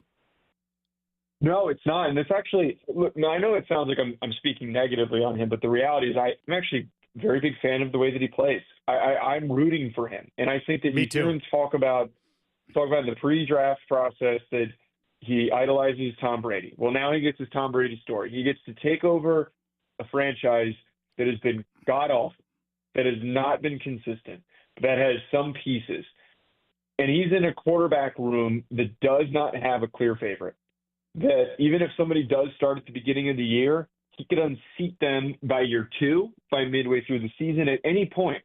But the biggest key about all of this is that I think he does need to humble himself. I think that he just needs to put his head down. He needs to go to work. I think that the less we hear about Shedeur Sanders for the next few months until he starts, the better for him. And I'm not saying this that like he needs to just shut up and play football, but like at a certain point, if everybody, and there's a lot of criticisms about how you're handling yourself and everyone's just constantly putting a camera in your face, the best thing that you can do for yourself is take a step back, focus on your craft, start to grow and develop as a player, and then eventually get on the field. I think that he is going to be able to do some great things with the Browns, especially with some of those young playmakers that they have at receiver, the running back room that they have, even a decent offensive line, and they've got a very, very stout defense that can back them up. All right, let me ask you this. You've talked, I know you've been on a variety of different shows today, people wanting your expertise. What have you not been asked about today that you would like to talk about? Oh, man, that is a great question. I feel like the one thing that I have not been asked much about is the rest of these quarterbacks in this class. Okay. And I think that it makes a lot of sense because of the Shedeur coverage and the Cam Ward coverage as well. No, that's good. Let's set you up then. So, Joe, aside from Shedeur, what are your thoughts on the other quarterbacks in this class? Well, so admittedly, I don't think that very many of them are going to have long, successful careers, but I sense that most of them are going to be backups. The one I'm the most intrigued by is Jalen Milroe. I don't think Jalen Milroe unseats Sam Darnold. I don't think that he's going to come in and he's going to knock him off, but I wouldn't be surprised if Jalen Milroe doesn't have a preseason that's similar to what Joe Milton just did, where he does enough, he makes enough big plays that a team goes and trades for him. I wouldn't be surprised if Jalen Milroe doesn't get an opportunity to start in the next couple of years. I think that this is a good situation for him with a good coaching staff that is going to send him out there and is going to be creative and utilize him as a runner, just try and get some production out of him. He, to me, is the one who catches my attention the most because, like, I think Tyler Shuck, he kind of reminds me of Davis Mills. I think that he's going to be in and out. They're going to be drafting somebody next year. I don't think that – I hate to say this, but, like, Jackson Dart, I don't feel very optimistic about because if this team doesn't make the playoffs and they're up and down all over the place, Joe Shane, Brian Dable get fired, they're picking in the top 10. If they're picking in the top 10, there's enough good quarterbacks next year that they're going to consider drafting one with the new regime. So I think that the one that intrigues me the most, though, to answer that question, it's Jalen Milroe. Well, in addition to that, you know, by all accounts, on paper, the Seattle Seahawks had a terrific draft. And what we've seen now with Pete Carroll's exit, we're seeing John Schneider really starting to show more control in the franchise, which I think is a good thing because he's got a great track record. What are your overall thoughts on the work of the Hawks in their draft? Yeah, I was overall pretty satisfied with how they drafted this year, considering last year was not a very big fan of the draft class that they put together. I thought that going after Gray Zabel was a very smart move in order to just shore up the offensive line. They needed to prioritize bolstering that O-line unit. Zabel's a very high floor prospect. His ceiling's not as high as some of these other guys, but he's going to bring a meanness. Stealing Nick Emenwari in the second round was one of my favorite picks. You're reigniting the Legion of Boom by bringing in Cam Chancellor Light with Nick Emenwari. He's going to fly all over the field. He loves to hit people. He's going to come downhill and smack whoever's in his way. And then Elijah Arroyo is one of my favorite tight ends. But my only thing is I'm a little perplexed because I'm wondering, like, what are they going to do with Noah Fant? Is the idea that you're going to use both of them? They have very similar skill sets where they're vertical, fluid, after the catch type of guys, great athletes, less in line, more in space. But I love Arroyo, so that gives you the opportunity to move on from Fant. And I'm a Riley Mills fan. I think Riley Mills is one of the more underrated defensive linemen in this class. The last one also, by the way, that caught my attention, Damian Martinez going as late as he did in the 7th round is an absolute steal. I wouldn't be surprised if he doesn't end up stealing carries away from Charbonnet and Walker. He is a very dynamic runner. He's a hard-nosed runner, downhill, picks up speed in a hurry. He could end up being a sneaky productive guy for this roster. We're talking with Joe DeLeon, ADZ Sports here on the Rip City Drive. With the Raiders, I guess the one thing I'm impressed with is, they've had a lot of turnover on the coaching staff. They've had some issues there, but now they got Tom Brady assisting Mark Davis, and you bring in Pete Carroll, who knows how to rebuild programs. So at least I feel like they're not a rudderless ship now, and it was a very Pete Carroll-type draft. He obviously wants to run the football. I trust Geno Smith. They're going to use play action, and he focused in on addressing the trenches as well. What do you think about what the Raiders did, starting with Ashton Genty?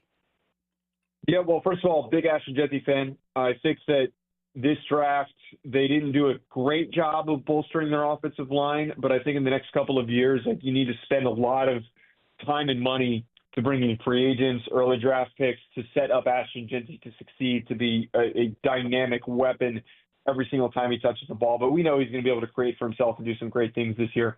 I really like Jack Besh from TCU, very underrated player in this class, got great hands. He dominated at the Senior Bowl, efficient route runner. He could end up being just a super reliable target for Geno Smith. But the rest of this class, man, I love the approach where it's just like, hey, we're gonna go after traits. We're gonna go after guys that we're gonna be creative with and have fun. We're gonna go with athletes. Darian Porter was a rotational corner for Iowa State this year, but he is a freakish athlete, 6'3", ran in the low 4.4s. He jumped out of the gym. Charles Grant's one of the most fluid moving offensive linemen in this class from William & Mary. He has high upside that's going to take a little bit of time to develop as a tackle and could play a guard if they needed him to. Tonka Hemingway is a massive haul to deal with in the interior, and the J.J. Pegues, for Ole Miss was a Wildcat quarterback as a defensive lineman, which was hilarious to see. And then I love that they went with 2 FCS guys in the 6th round. Tommy Mellott, who is the quarterback for Montana State, they're going to move him to wide receiver. He ran crazy fast at the combine, at his pro day. He was a player for Montana State that every time he took off, he was impossible to keep up with, super shifty, very hard-nosed and physical, not afraid to get his nose dirty and to power through people. I think that if there's someone who just sneaks their way, sticking on a roster and becoming a sneaky, productive receiver, Tommy Mellott is that guy. I wanted to ask about the Broncos. I'm a Bronco fan. They surprised everyone, went defense in the first round with Jahade Barron out of Texas, and then they went with R.J. Harvey out of UCF, who a lot of people thought may have been a bit of a reach in the second round, and then they got Pat Bryant out of Illinois in the third round. What did you think about the Broncos' efforts? Yeah, I love the first 2 picks that they had. I'm a very big R.J. Harvey fan. I didn't think that was too early to take R.J. Harvey. I think that R.J. Harvey has the capability to be the lead running back for this team this upcoming year. He's like a bowling ball. He picks up speed in a hurry. He bounces off of tacklers. He's super shifty, and he's not afraid to be physical either. But the first-round pick of taking Jahade Barron was one that really caught my attention. It was one of my favorite first-round picks in this draft. Like you said, I thought that they were going to go with offensive weapons in the first round. I don't think that they were satisfied with the options that they had on the board. Throwing Jahade Barron into that secondary not only is good for this Broncos defense, but it's great for Barron's career. He was a starting outside corner for Texas this past season, but he best projects moving inside to that nickel corner spot because his length isn't great. but his instincts are phenomenal. His ball skills are phenomenal. He's a fantastic tackler. He is going to come downhill in a hurry. You need that in a good nickel corner. And I think him alongside Pat Surtain, you're going to get great, great production. And that secondary went from being top 5 to maybe being the best secondary in the NFL right now, with the way this looks, outside of maybe the Ravens, who got Malachi Starks in this draft class. The rest, I got to be honest, I'm not in love with it. Pat Bryant in the 3rd round was a little bit of a reach. He is a depth piece at receiver. I don't see that he would be a contributor. They picked him over Jalen Knoll from Iowa State, who I think is going to be a really productive, great player. Jalen Royals as well, who went to the Kansas City Chiefs, I think is going to be a lot better than Pat Bryant. Davion Jones is a decent player, and Hugh Robinson are both good athletes at edge. And then lastly, I've heard great things about Jeremy Crawshaw, the punter from Florida. So I think that with the thin air that he's going to be kicking in, that he's going to be murdering some footballs in the near future. Yeah, that's great. I wanted to ask you about your process. When you're evaluating players from smaller colleges, how do you project to know how those guys will match up against, like number ones, when they get to the NFL? Well, one, I think you have to take into account a little bit more than usual when you're watching a guy from a smaller school. When he gets to the Senior Bowl or the East-West Shrine game, you'll have the film, you'll have your grade, you'll get to look at how they perform. I actually, a lot of times, I'll wait to grade small school guys until I see them at the Senior Bowl. And I know it's a little backwards for some people, but knowing how they're going up against the guys that are going to go on and play in the NFL, if the moment's too big for them, it really stands out pretty quickly. Or if their traits and their skills shine, it gives you a good reason to go back and reevaluate the tape. 2 guys that did that for me this year, Jackson Slater was awesome at the Senior Bowl. Darius Alexander, who was the 3rd-round pick of the Giants, defensive tackle from Toledo, he dominated the Senior Bowl. I watched his tape. I fell in love with the way that he performed. And then I think the other part, you just got to be really deliberate about making sure to watch games against either premier programs. So, like, whenever they have that bye game on their schedule where they're playing against a Power 4 team, a really good G5 team, you'll try to watch those games. And sometimes, usually a lot of times when you've got guys at small schools, they'll have a game against a program that's got like another NFL draft prospect. So sometimes you'll get lucky and you'll be able to watch a guard go up against another NFL defensive tackle, and then you can kind of put into perspective how both of those guys look when they're battling against one another. That's awesome. I appreciate you sharing that. Oh, by the way, our guy, Cam Scattaboo, 3rd round to the Giants. Hopefully Dayball will utilize him in a variety of different ways. But how much do you enjoy stories like that where you have a guy, Cam Scattaboo, when he came out of high school, got 2 offers, Sacramento State and Holy Cross, winds up at Arizona State, resurrects that program, and worked his way into a 3rd-round pick. That's pretty awesome. Yeah, and I'm a Giants fan, so I'm really excited that I get to see him every single week. And dude. Yeah, it makes it even better. Yeah, no, it makes it even better. And I think that this is the right circumstance for Scattaboo, because if he's expected to come in and be the primary guy, I don't know if he would have lived up to the expectations, but he's the hard-nosed, grind you out, short area running back that you need to pick up the nitty-gritty yards. And then you got Tyrone Tracy, who's going to do some great things in space. So, yeah, this was a really ideal fit, and I'm hoping that Scattaboo can do some great things this year. He could be a 500-600-yard rusher maybe as a rookie if everything goes according to plan. That's awesome. Now, I know he can excel at special teams, but primarily, how do you see him being utilized in the NFL? Like short yardage, goal line, and maybe 3rd downs because he can, be good in blitz pickup and catching the football. Like, how do you see him being utilized on this level?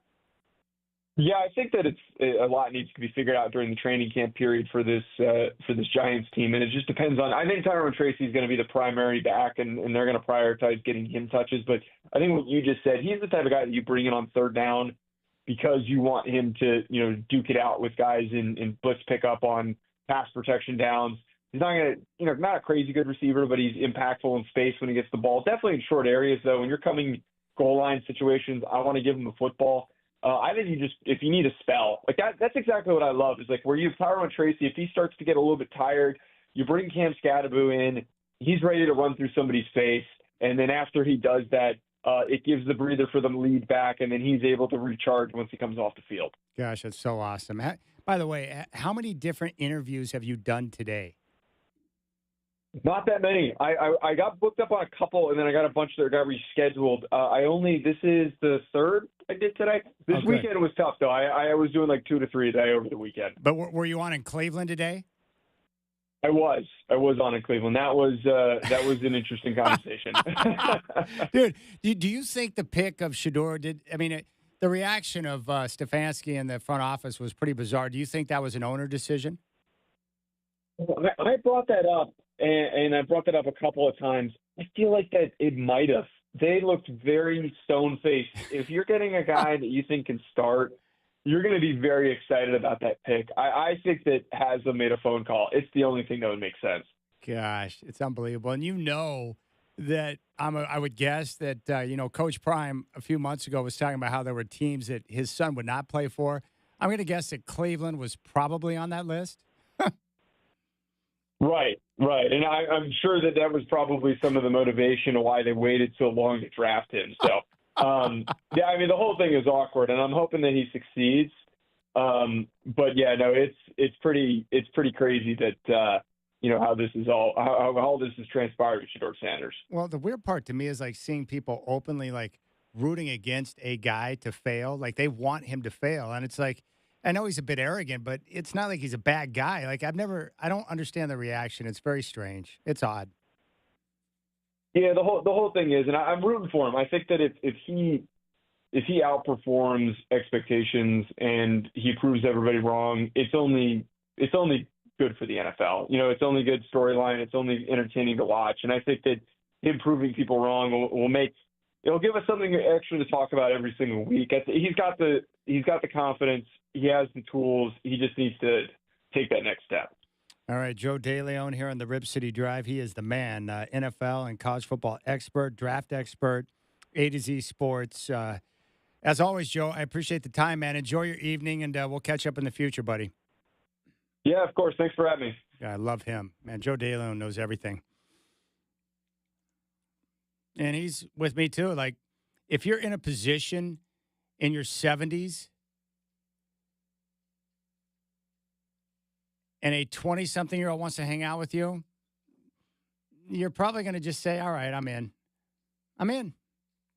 And you let her boss you around. But that was one of the most awkward, like she's off camera. And they're asking Bill, keep in mind he is the most successful coach in the history of the NFL. Like he coached Tom Brady and yelled at him in meetings all the time. And she's like, we're not talking about that. And he's like, we're not talking about that. Oh, my goodness. Bill's like, let me check with the boss. And we're not talking about that, sorry. Sir, you do know you're trying to sell a book, right? Sorry, we're not talking about that. And when you ask someone, like, how did you meet? That's a very common question. All right, we'll keep things rolling. I'll see if I can get Chris Burkhardt to join me in studio. And then don't forget tomorrow, big day at Shake Shack at Bridgeport Village, benefiting the Autism Society. From open to close, 10:30 to 10. Mention donation day at the register or use the promo code DONATE on the Shack app, web, or kiosk at checkout, and they're going to donate 25% of your total meal to benefit autism. And then Casey Bay is going to make the walk from here to the Rose Quarter on Wednesday. And the goal is less than 4 hours.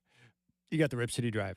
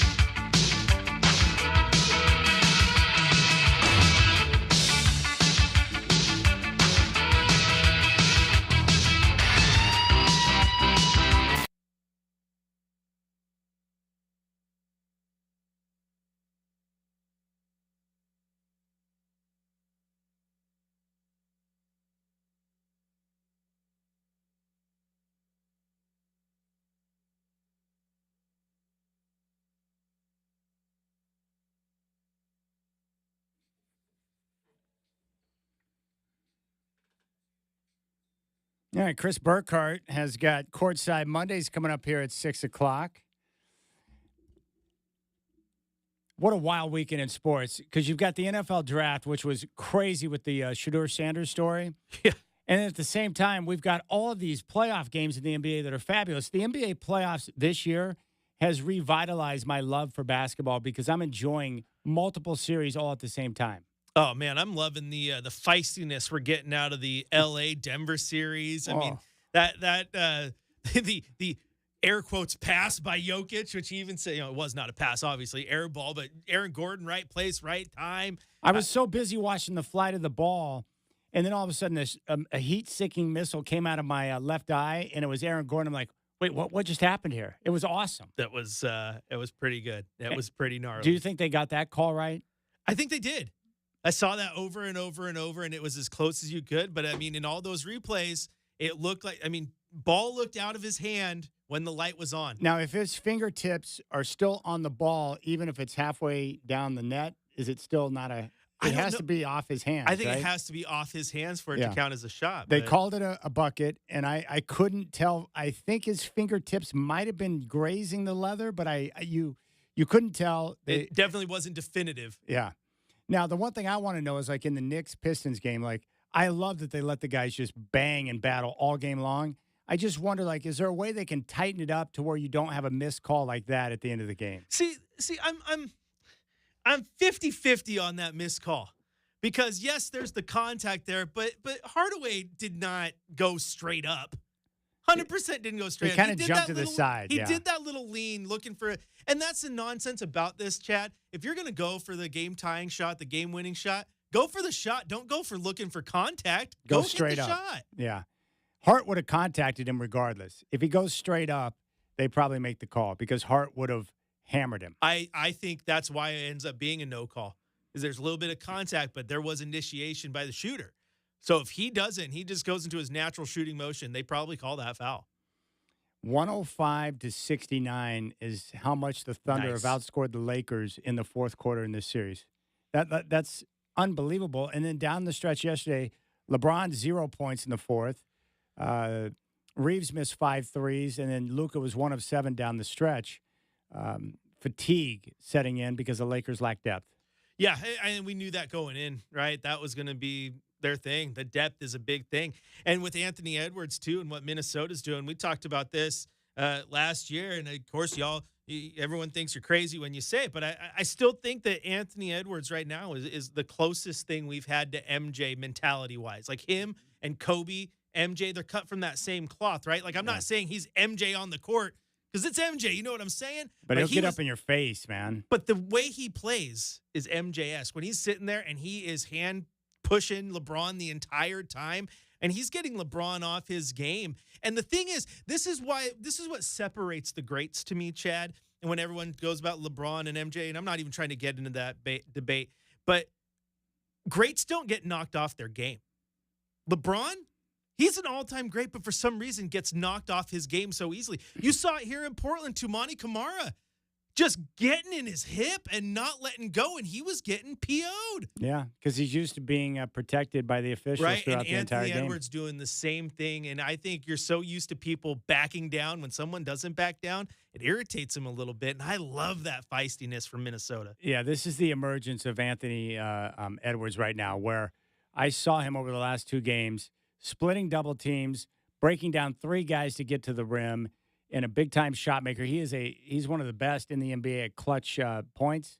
He's been great. He is relentless. And just like the Lakers starters or the 5 guys that played the entire second half, so did Edwards. But he was the one guy who was energized and athletic and attacking, playing the full second half. Yeah, and they got depth. They all play well off of each other. The roster and Naz Reid's a badass. Nice. Oh, me and you have talked about him many times. He's one of the best in the league.